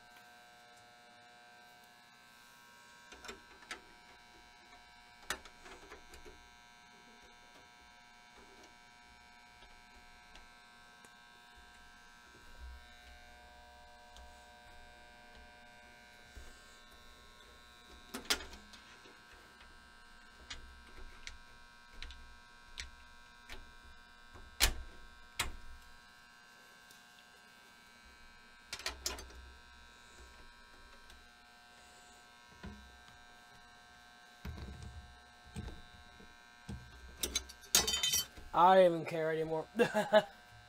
Yeah, this... I don't know why they have that on there. I don't remember how it was. I kind of just don't care. It's whatever. It's whatever. Whatever.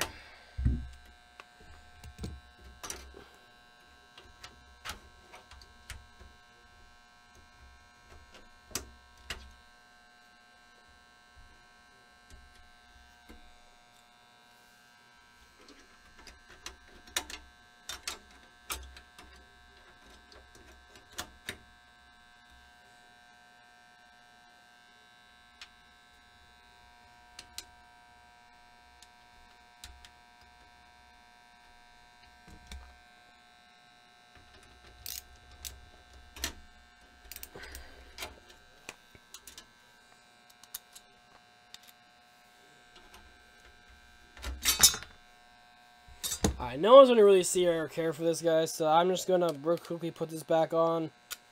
And all that fun shit. So, give me like a minute. Well, I believe our SSD is done, guys, which is great. That means it got done in a very fast time. Also, the SSD didn't have a lot on it, too. So that does help, especially when you're erasing it. You know, if it's just like Windows or whatever, you know, there's not much you have to really worry about in terms of erasing. So,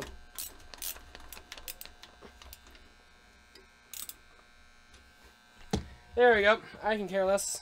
So, alright, so we have our, we have everything back on it. So we have our Strix GPU, we have the different Intel Core processor in here, and we have our heatsink back on that is cleaned, and it is making full contact with everything being on there. The CPU fan is plugged in again, and then everything else looks good, guys. I'm gonna just double check on everything, make sure nothing got unplugged while we were doing stuff, and it's time to put the case back on, which is my favorite part of the builds, because I honestly hate taking these cases off and doing stuff like this. But I have to be honest with you guys, though, is that if I can squeeze a little bit more, no, I'm joking. But if you can squeeze more performance out of stuff, though, you honestly want to do that. So obviously this fits. Just set that there.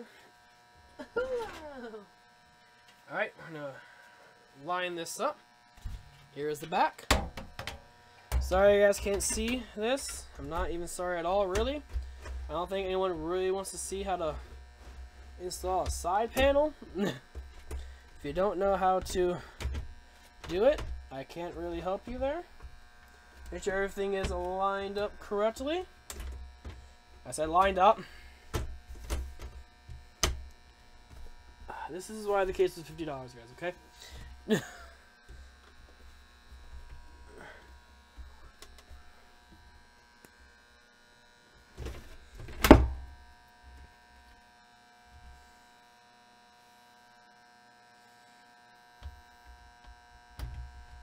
One, two, three. 1, 2, 3. Everything's put in. Bring it up. Oh, piss off. I hate these, honestly. I hate these. These are one of the worst side panels you guys can work with, because they have the little specific little notches that if they're not in fully incorrect, it doesn't line up, and you know, shit goes down when that happens. And 1, 2. There we go.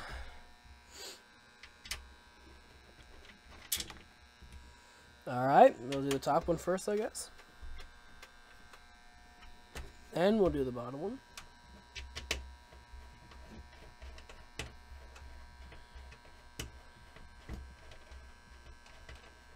Gamers, you're fired. Well, sorry, mate. You gonna see me again? Nah, I'm just joking with you about it.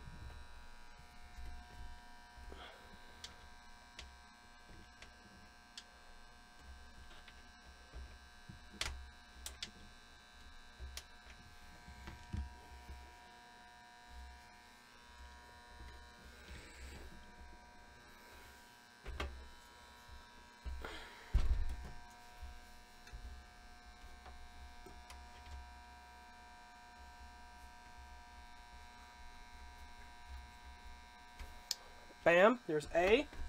And then turn around with this dirty ass fan, but it's all good.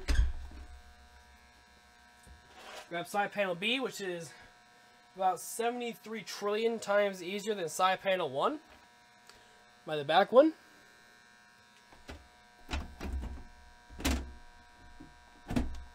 Wow, that's actually way easier. Where did I put the screws? Oh, there it is. Here's one.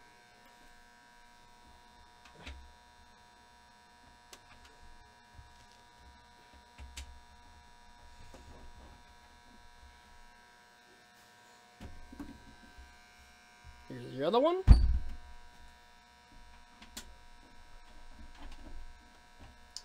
Bam. And this one is now complete. Take this little guy right here. It's a little like holder. You stick it in the microphone port. Then start reset. Should work. USB 3 is up here to choose. Bam. This computer is now complete. I'm going to take it outside so it's out of my way.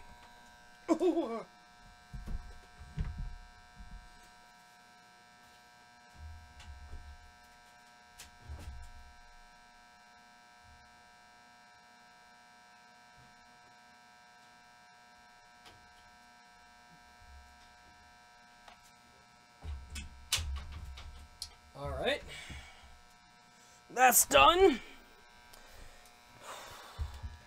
Now, we get to do some fun but boring stuff now. So this is the part where I don't want to bore you guys, because I actually really wanted to do a game with this. So what we're going to do is, so we can show you everything I have to do, we're going to go ahead and put everything back in the case. And then I'm going to install Windows on the side over here. And then what I'll do is I will get ZSNES running on here. And we'll just do a little ROM hack for a little bit, okay?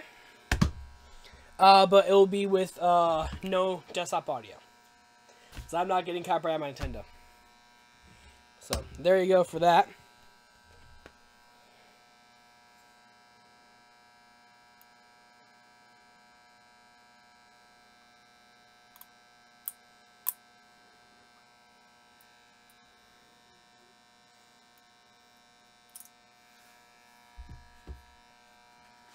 Alright, so let's check if our SSD is done. I think it should be, hopefully, by now. It's had a decent amount of time to do stuff. Oh, Chris, don't be shy. Trust me.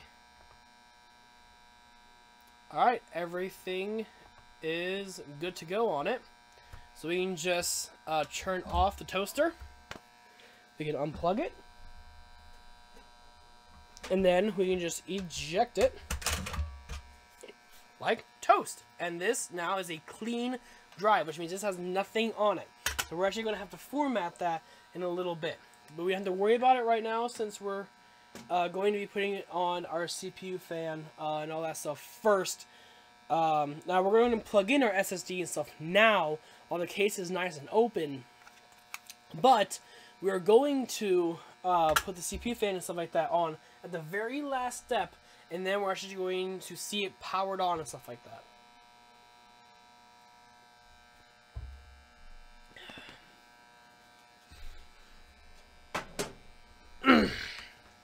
All right.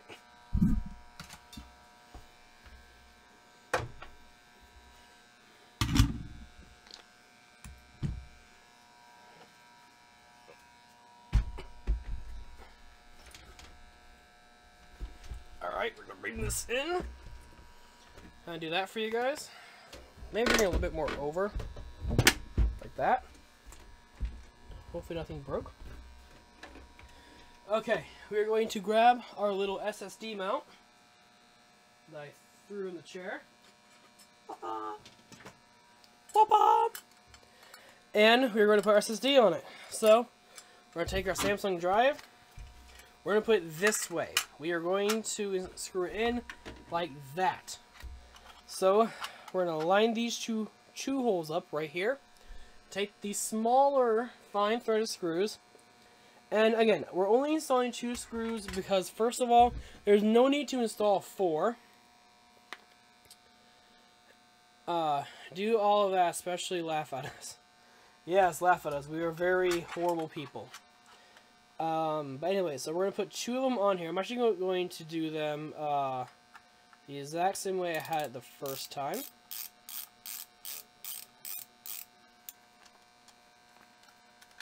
But we're going to make sure these are nice and tight, though. And then we're going to put one on the opposite side. You guys are going to see that I'm doing a lot of these doing cross patterns. That's just because it makes it more evenly put for everything.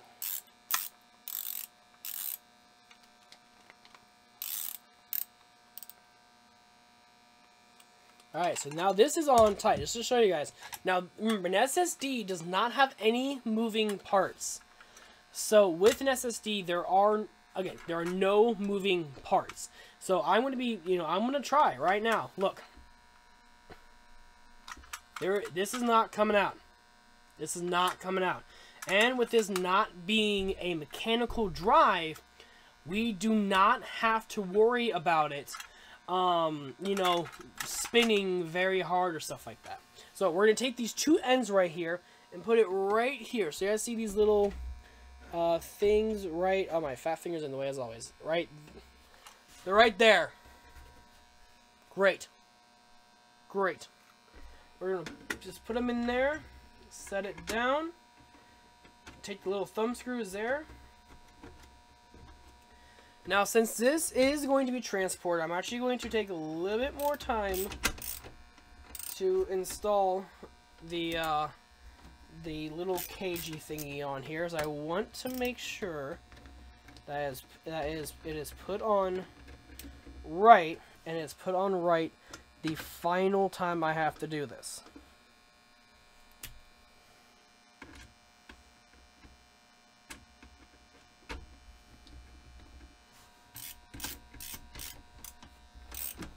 Alright, and then that should be good to go. So again, this is not coming out. I'm actually pulling decently hard on it. It's not coming out. So now we're going to run our SATA connector.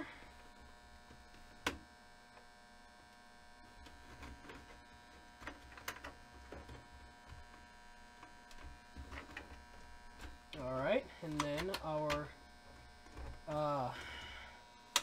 SATA power.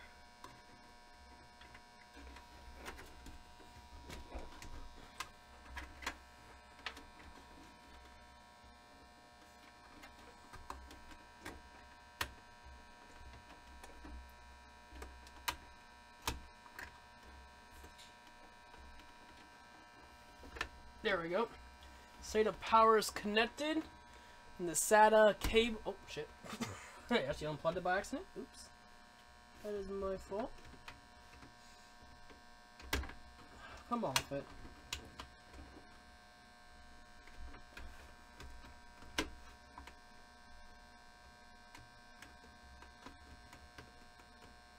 You should not be able to come out that easy. You should be clicking in. SATA. You should be clicking in. Not... There we go. Now it's clicked in. Got it. Bam. Alright, so now that our drive is in there, and this is a newer drive, guys. This has some of the stuff on there. We're going to do the exact same thing that we did. We did clean this, but I am going to grab this paper towel right here that was not used a lot, and I'm going to put some... Oh, guess what we're doing? More alcohol on it. Because again, I want to make sure there are no fingerprints. We do not want any fingerprints on here.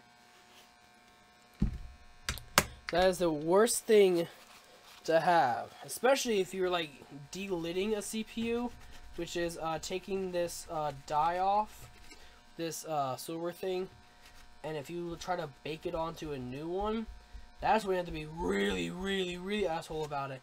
But I just want to make sure this is as clean as possible. I'm going to grab the dry side now and just dry it off. I'm not too worried about this because we kind of like cleaned it off very, very well. You know, and again, I'll do like once or twice on here just to give some few wipes, but that's pretty damn clean for reusing it. And now we're going to grab our thermal paste. Don't tell me I have to grab that shit again. There we go. Alright, we're going to take it. Again, we're going to do a pea size amount, but I like to do a little bit of a bigger pea size. So, we're going to take it. We're going to go down the middle.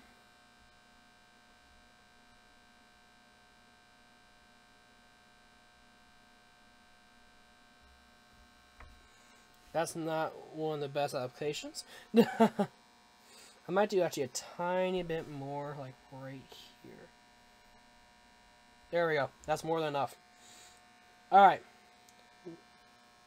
As again, this is going to a customer, and he is going to be streaming and stuff like that. So I want to make sure that his CPU stays nice and cool.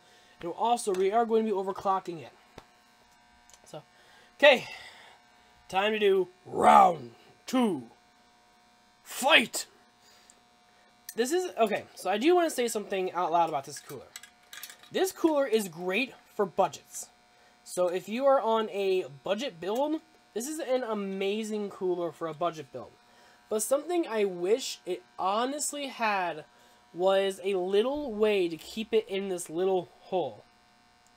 You know, because like you can get in here and stuff like that, but it doesn't always stay 100%. Where, you know, there would be like a little clip or something, or like a little like screw, you can screw it in with this little like top notch right here, and you can just like screw it in. And it would just stay in there, but no, that's too hard, or whatever. Anyways, again, we're going to make sure that we are putting it all on the CPU. We don't want it really a lot anywhere else. And yeah, so people who are cringing right now, is I put a decent amount of thermal paste on there. Cringe now. Because we are putting it on there, and guess what? I actually like how I did the application on there, because I would rather have a little bit more than not enough when giving it to someone who is paying a decent amount of money. And yes, that's a pretty decent application right there. So now that that is in like that, we can go ahead and start doing the fun shit of crying. So, but we're going to start putting it, but we're going to be lining this up as well too. I want it to be on as even as possible, like right there. It's kind of the best spot that I could find for it.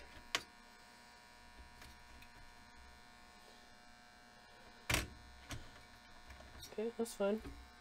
I'm going to grab this, turn it to go this way, and we're just going to start putting it in.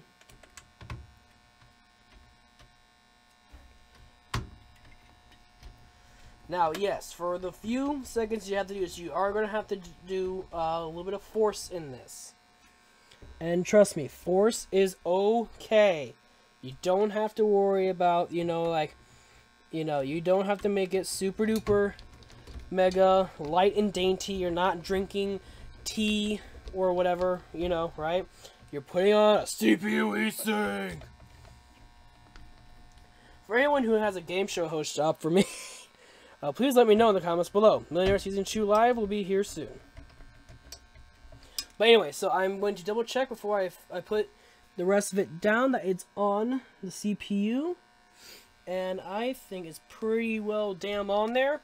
And it's actually pretty straight too. I think right there is going to be the straightest it can be. And it is still on all the way. Dope. I'm going to start up here, because I really like to continue on with the rest of this.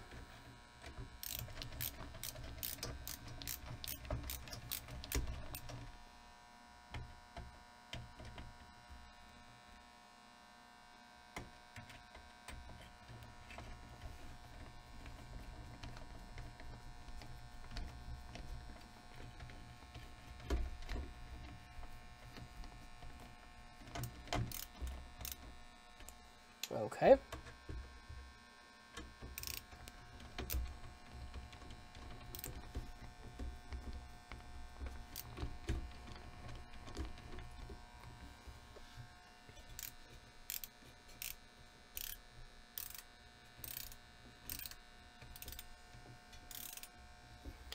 Man, I should watch more of these streams. I'm getting a lot out of this.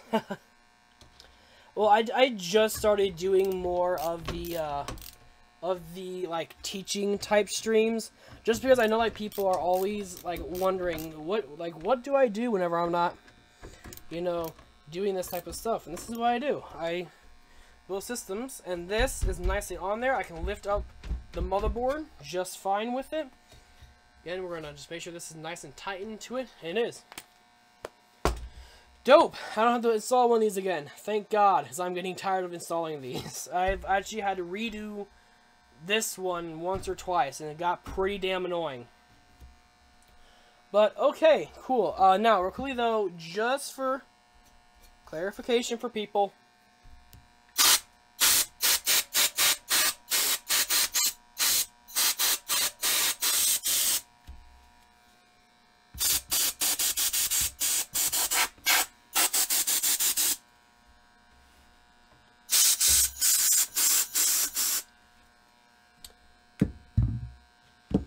no one can say I didn't clean it up. I did. Alright, now we're going to go ahead and install our RAM.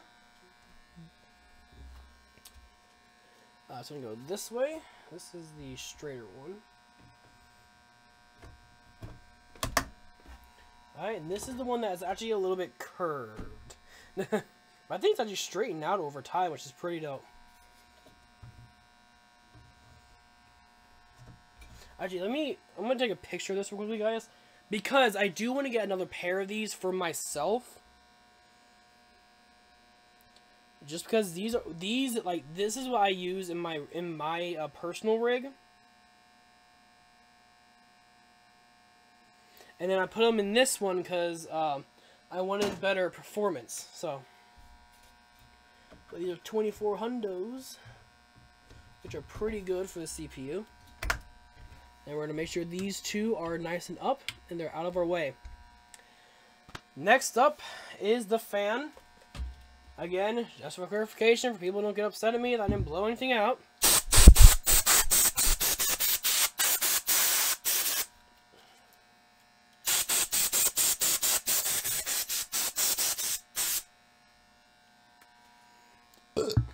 Alright. Do the same thing as you did this time, but it's in a little bit of a tiny different place. We're going to take it. Now, when you install these CPU fans, there is only one way to install it. There's a little notch on here, and I really wish I had a different camera for this. There's a little notch. You guys can kind of see it. It's right here. Oh, there you go. You guys can kind of see it like that if I hold it to the sideways. But, take it in here, and you just kind of just line it up the best you can. I might have to take the RAM out. Rip. Oh, do I? No, I don't. I got it.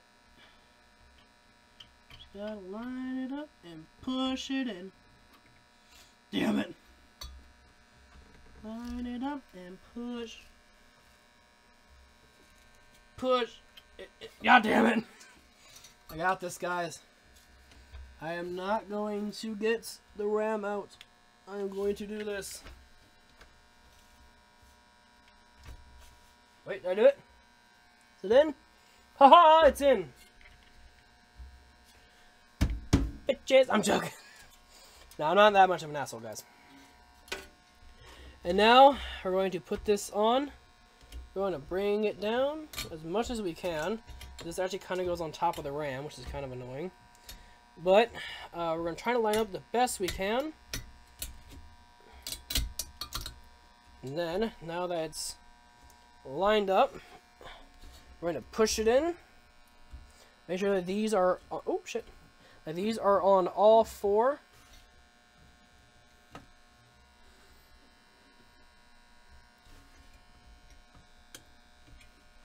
There we go. Alright. Again, doing just a double final check that this is on correctly.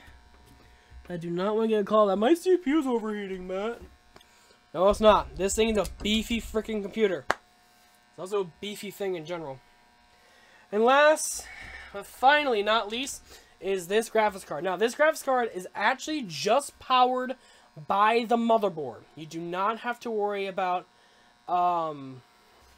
there is actually no external power in, because this actually takes as much as it needs from the motherboard, since this is a lower end kind of graphics card. Now, I haven't been able to do any good GPU testing on this, which is kind of annoying. Also, what I'm doing, I'm just taking this, I'm lining this up, and we're going to just drop it in once it gets nice and lined up. So now that it's kind of lined up, come on. They're kind of weird, you have to give them some room. There we go. Oh, come on. Alright, come on, let's back up.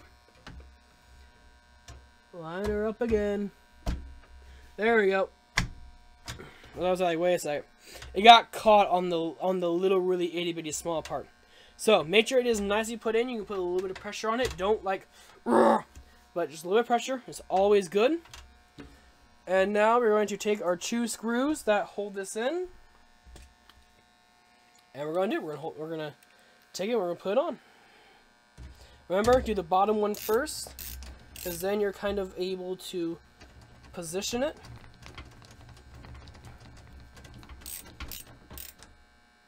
Now that's positioned fully, you're able to put the other one on nice and easy. Whoop.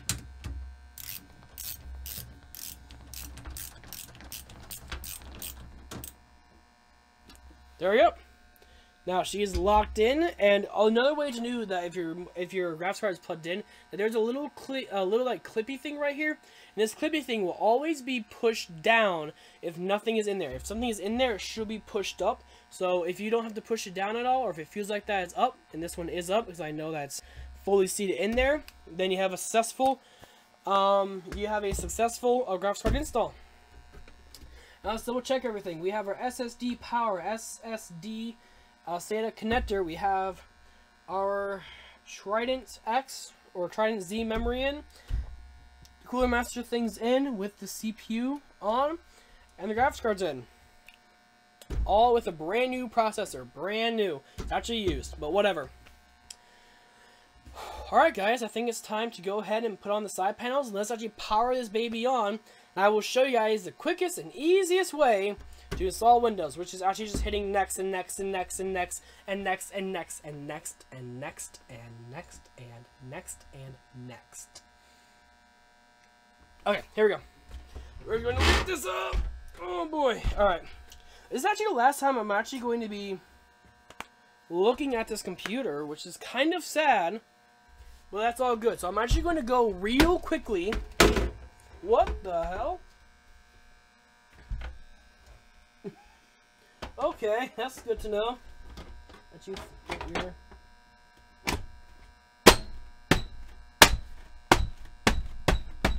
Stay. Alright, cool.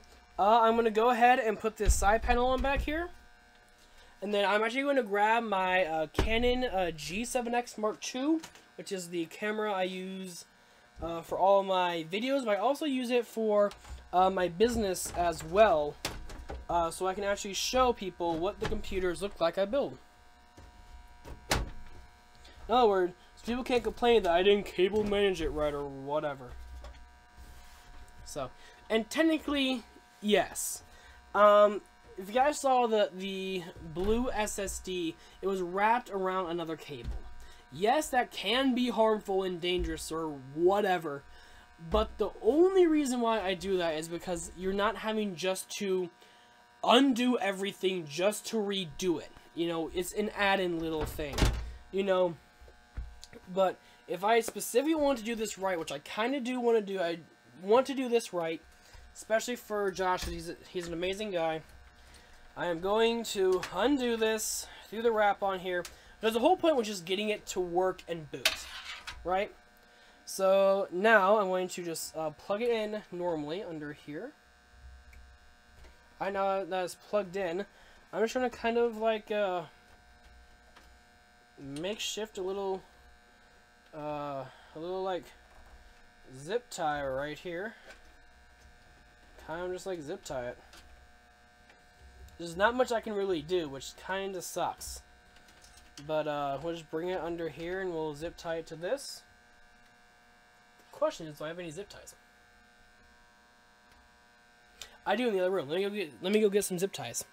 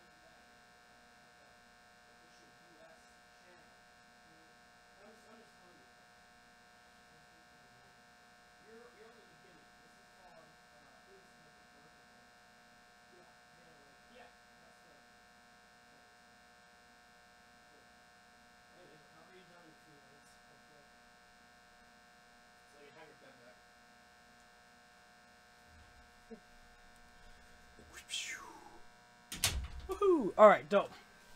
So we're just going to take our cable. I'm not going to show you guys how to cable manage tonight. I'm kind of getting to that point where I'm just getting very tired. We're just going to take it. Going to zip tie it.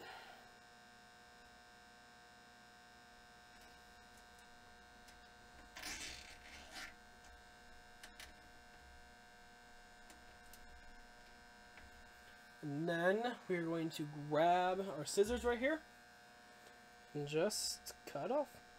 Put a little end off. There we go. Now it's nice and tight. Now it's tidier. So no one can complain. It's not on the power supply cable anymore. Anyways, let's put this baby back on. So everything actually looks pretty nice. I actually gave a little bit more slack on that than I wanted to. I did that on purpose, though, just in case. So if something seems weird, he can kind of like undo it a little bit easier. But also, I guess I might as well say this too. With any computer build I do, guys, I have a I kind of do it to where if you guys need stuff, I try to help you guys as much as I can. So, for example, if like your SSD stops working, then I will try to help you put it back in and make it work again. And yes, I'm just double checking to make sure this thing closes fully and correctly the first time. I don't have to do it again. Why is it doing this to me tonight? Come on. I'm not that dumb.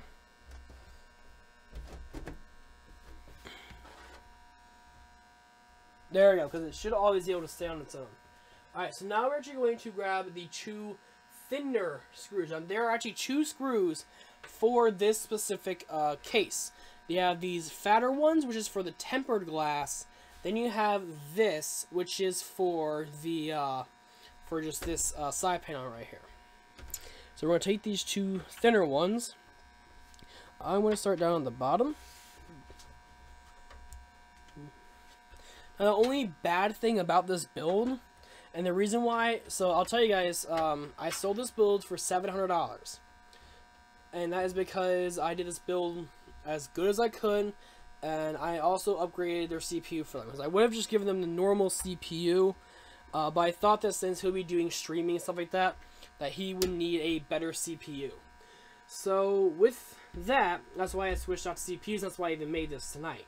If it was just the CPU just want to save money, then I would have just reinstalled Windows. That would have taken me 20 minutes and I would have done just a gaming stream. But, you know, I'm trying to show you guys what I do, kind of, which people are like, oh, that's so easy, you can make so much money by doing this. And it's like, in a way, no, it's not, because you actually have to plan with people. And when people don't contact you, or if people, like Josh, for example, just kind of like out the blue says, alright, I'll buy it, can you get it to me tomorrow? you know, that's kind of the way how I have to work things. And I'm fine with that. I don't have any issues with that.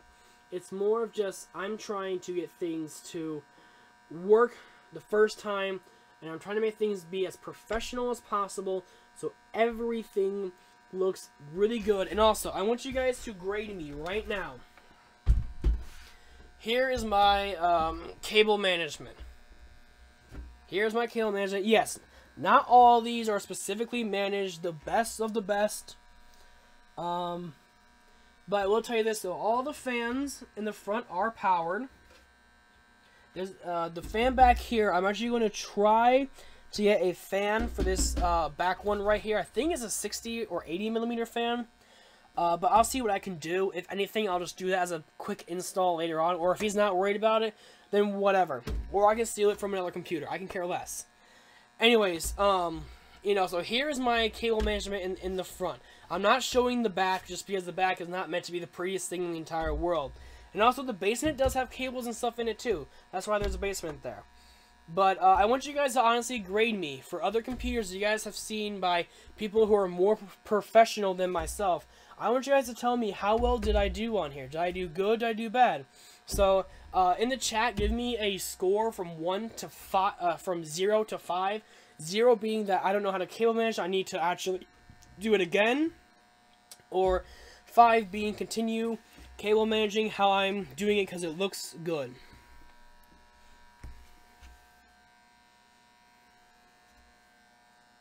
So, but I'm going to go and grab some Windex. I'm actually going to go ahead and wipe off the tempered glass screen, and we're actually going to do a final wipe off before we set it down on this case. Then we're going to power it on, install Windows, and play a game for about 15-20 minutes. So, yeah. So, guys, give me a rating on how well I did for my cable management. I actually want you guys to know. If you guys don't know anything about it, then go look up other builds. Look up builds by like Linus Tech Tips and Jay's 2 Cents and stuff like that. You know, and remember, this case does not have a whole lot of room for cable management. So what I did is for what I have. So give me a score 1 to 5 if there's 0 to 5. So let me know.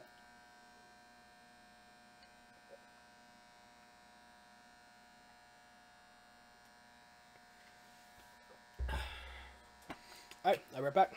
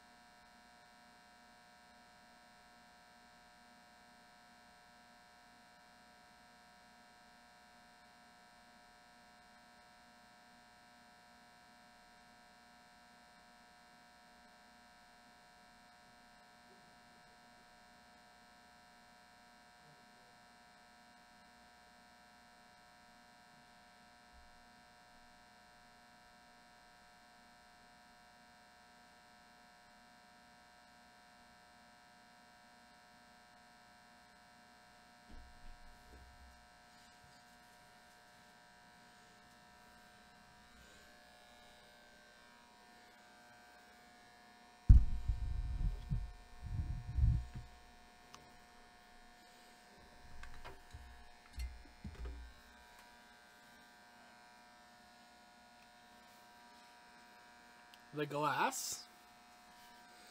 Real quickly, I'm actually going to put this over the chassis. I'm going to grab a paper towel. And we're going to real quickly just spray this paper towel and wipe this down.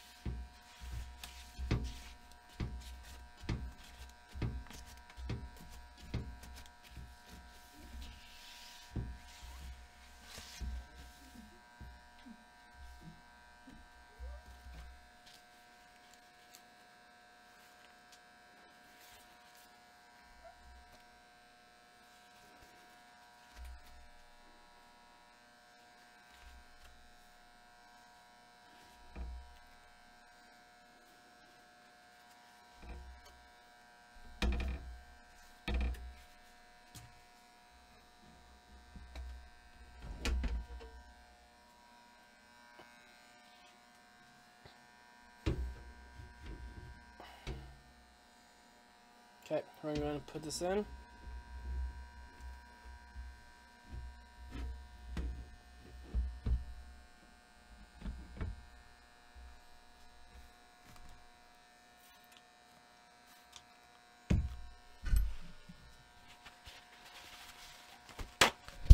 If you guys also think, like, also, I want people to understand that I'm not trying to waste, like, materials and paper towels and shit like that. I'm not trying to waste them.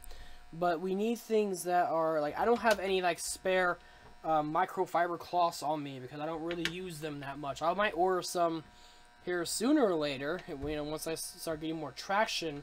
But paper towels are just a nice, cheap alternative, and they work. But we're going to go ahead and wipe off the front.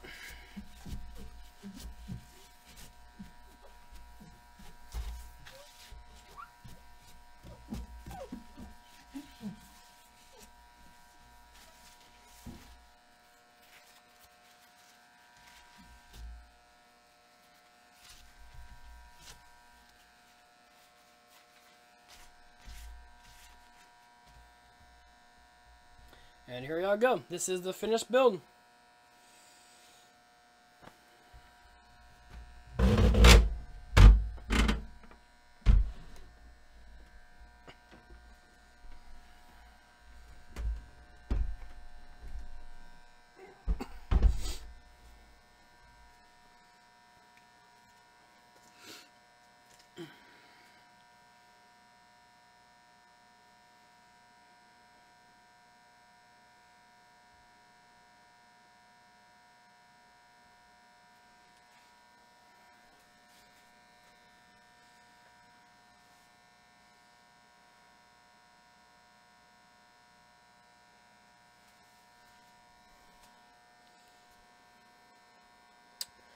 Alright, ladies and gents, are you guys ready to see this thing powered on finally? 'Cause I'm freaking ready as hell.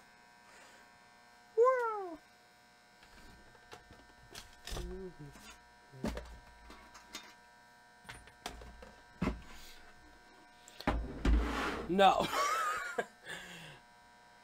Well, too bad. See you guys next week. Bye. No, I'm joking. He's the funniest. Okay.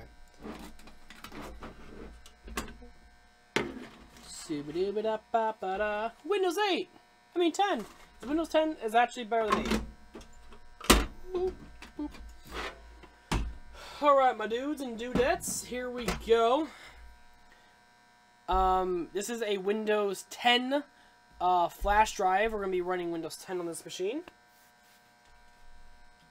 And we're going to be plugging it in, as well as plugging in our Ethernet. Only issue now is that I have to use the keyboard and mouse on that I have. So we will have to plug this into the front.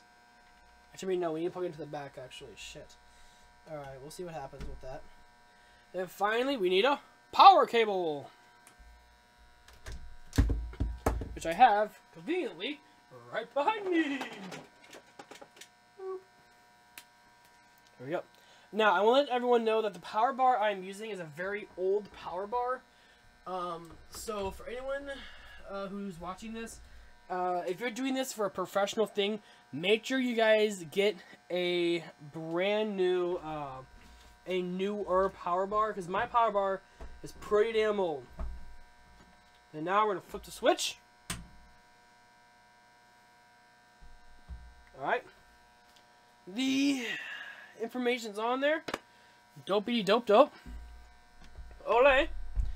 Only issue is, how am I actually going to see this now? Shit, I didn't think about that. Actually, no, I did.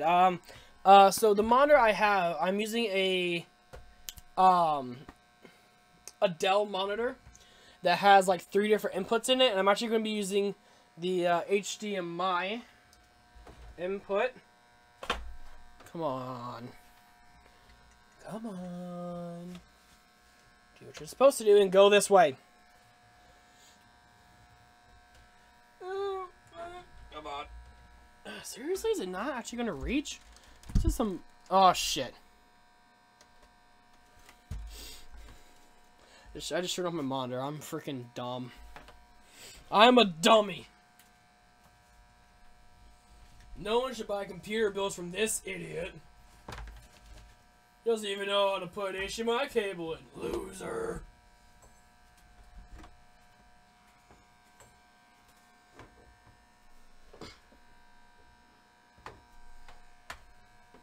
There we go. Now we just gotta... Alright, fuck it.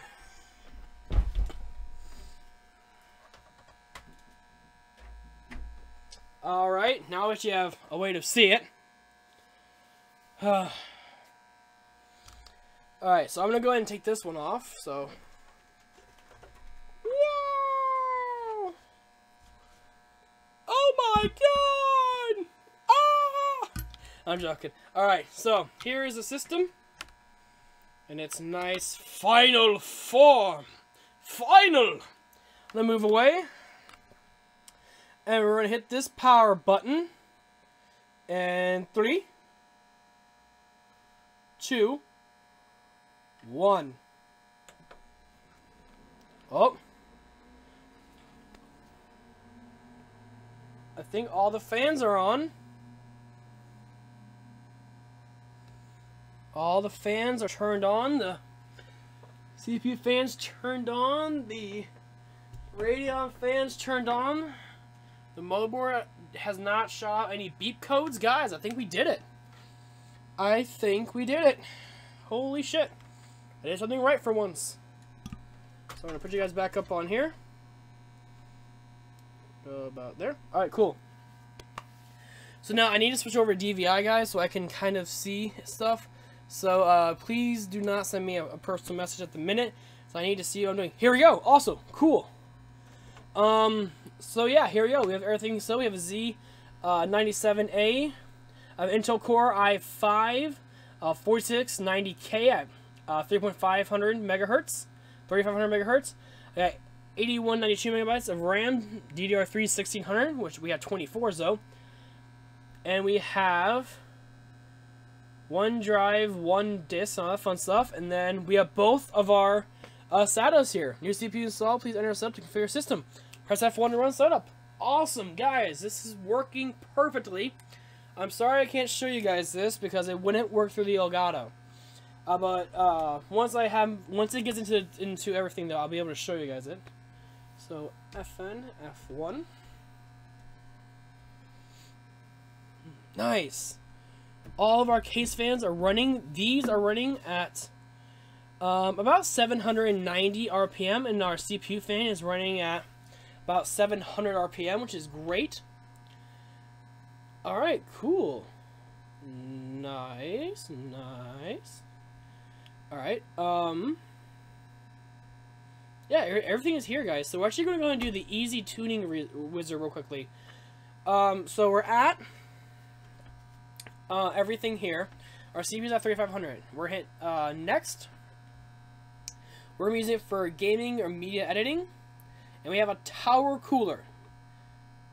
And then we are going to actually overclock this a little bit. So we're going to hit next. Nice. CPU performance 28% up. And DRAM performance 53% up. We're going to hit next. And then if it says, now if you do an overclock, if it becomes unstable, make sure you actually go back and tune back to auto settings. And then you go slowly. And once you know everything's going to work perfectly, that's where we're going to keep it at. So we're going to hit yes on this. It is going to restart. And it's going to pull a little bit more power into the CPU port in the motherboard. So we can actually do stuff.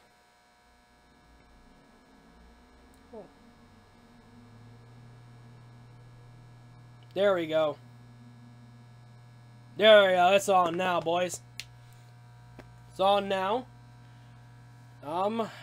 Rip.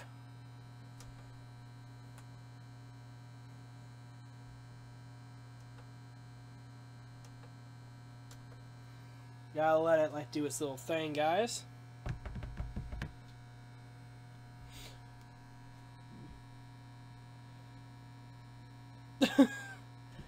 It's computer's working perfectly. Matt 2018. The computer turned into a robot and killed him while speaking about his final form. That's funny. That's actually very funny. I like that, guys.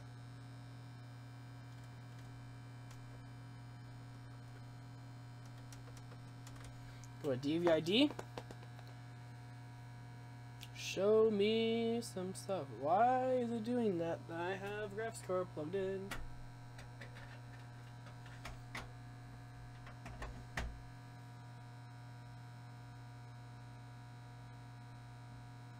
Entering what? Entering power save mode. What the hell?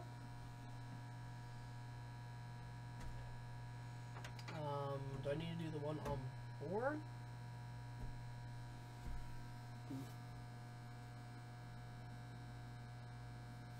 Why is it entering power saving mode so much?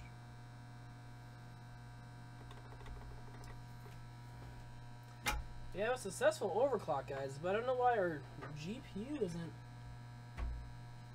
letting us see shit. Alright, we're gonna do a restart. Need to have a little screwdriver do it. Restart.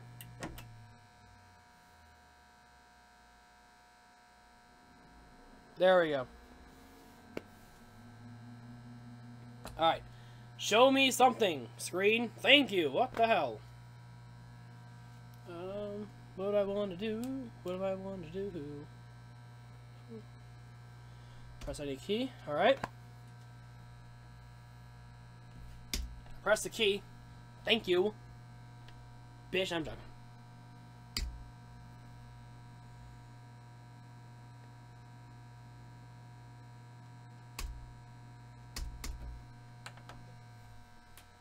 Of course, I need to place this in the front of this because it's being dumb. Come on, baby, you got it.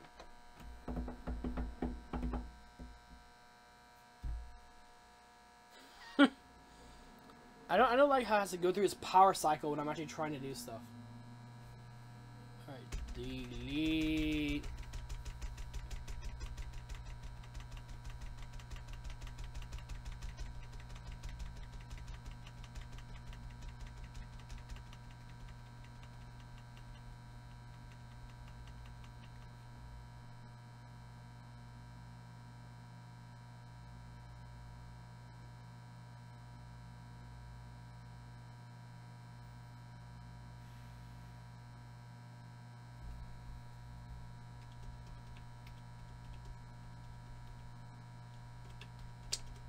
Okay.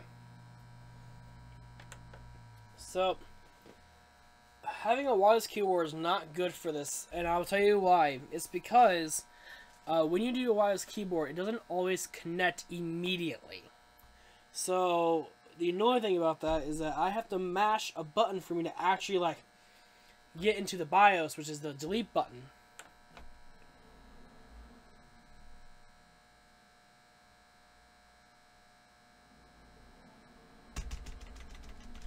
You know, I just gotta mash it.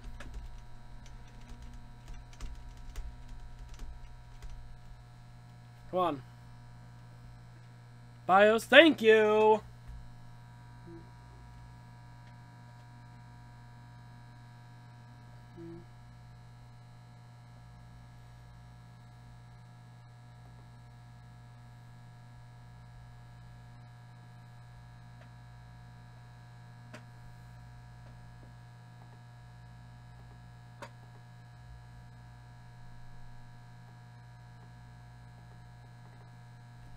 Go. Should be going through the USB disk now. Boot MRG image is corrupt. The system cannot boot. Wow.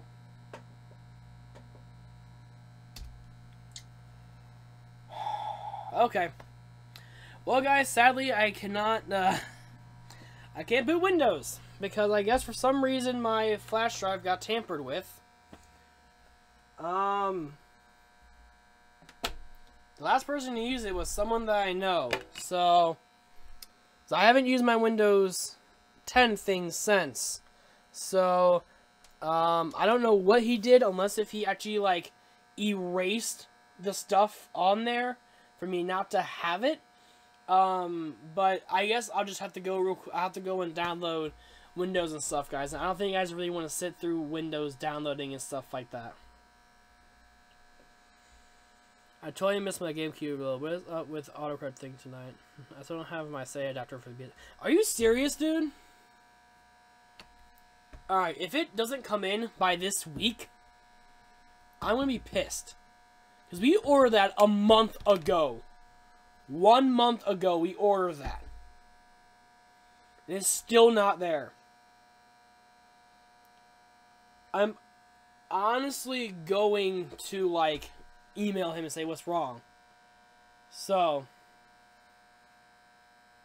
dude, I have nothing better to do.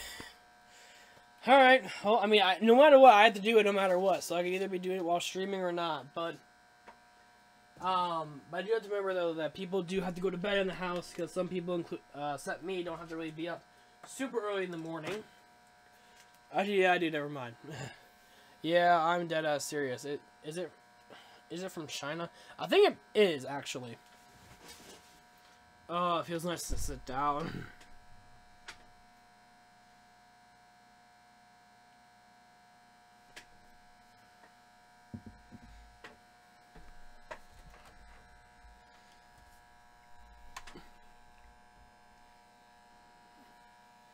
Whatever. I'll just bring it to me. Because I'm actually going to close off the stream, guys. So, yeah. Not as bad as the cartridge shell. I ordered that for you in December and it took until February. True. But, alright, guys. I'm actually going to have to end off the stream here because, with Windows not wanting to do all the fun stuff I needed to do, I need to go on my main computer. I'm using our theater rig right now, but I need to go onto my main computer and go do this. So,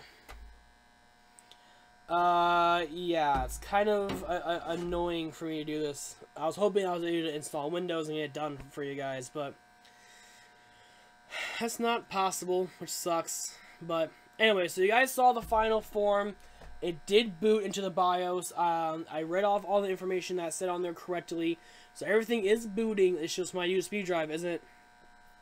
For some damn reason, it's not allowing Windows to be on there. So, don't ask me why. I can't really, like, tell you guys why it's not working, because I didn't use it I didn't use it the last time. My friend's brother used it the last time, and I guess they may have done a one-time key, which is very possible, or they used a bootleg or whatever.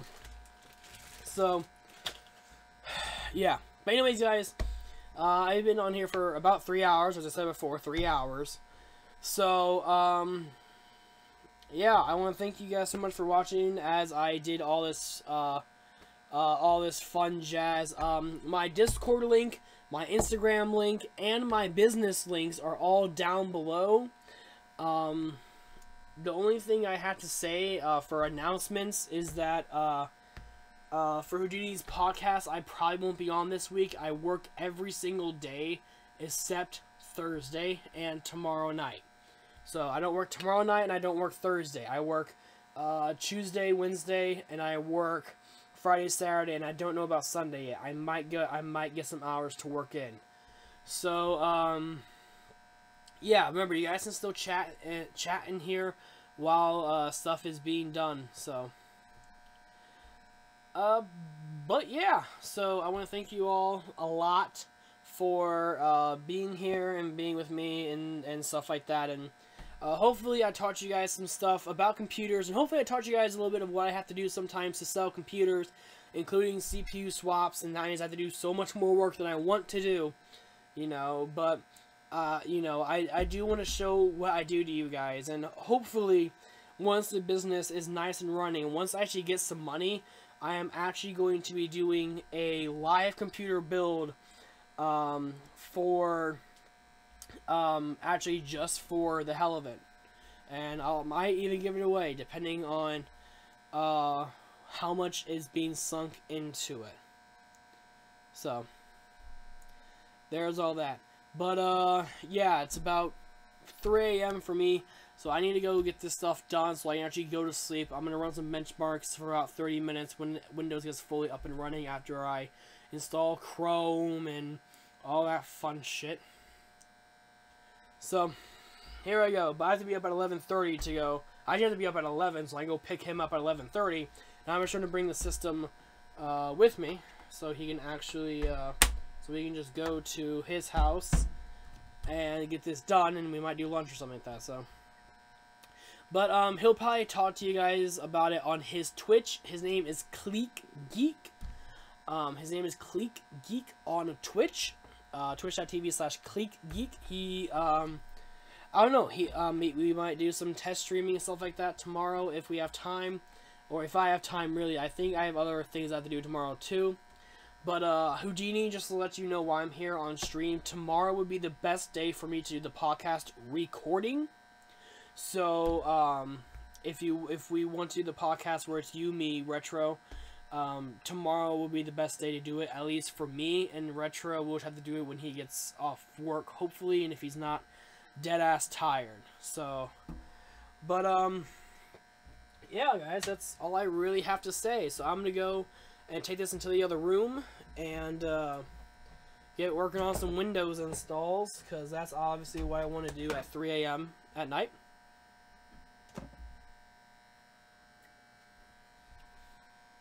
So there you go. But yeah, me and Cleeky, we go way back. So all that fun that. So yeah, in the evening time would be best for me. Like probably like around 9 or 10 o'clock would be the best for me, and hopefully Retro would be able to go on for like an hour and a half. Hopefully, I don't know. But yeah, so I'll get topics and stuff like that done tomorrow when I eat lunch, so I actually have some stuff to talk about. I haven't started spring break, lol. I don't have a spring break. I work. So I just do stuff. But, yeah. So that's all I gotta say, guys. So thank you all so much for watching. And make sure you guys follow Cleeky on Twitch. Please go do that if you haven't already followed him. He's actually a good friend of mine. You could probably ask some stories about our childhood. You know, we used to do like epic rap battles of history, like dubs and stuff like that. And me and him did 3 different channels together. At one point, we were trying to maintain 3 channels: my channel, his channel, and a co-op channel during high school, and that kind of failed. RIP. So yeah, but thank you all. I love you guys to death, and I will see you guys tomorrow with another live stream, which is going to be what am I doing tomorrow?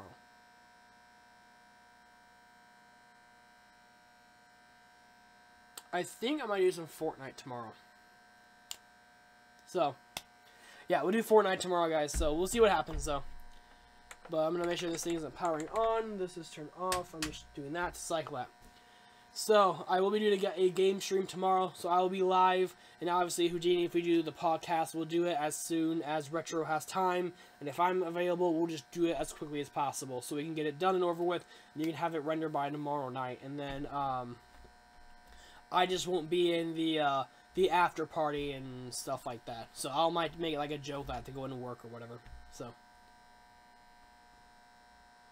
but yeah, that's it, guys. Thank you all so much, especially for having 5 consistent viewers.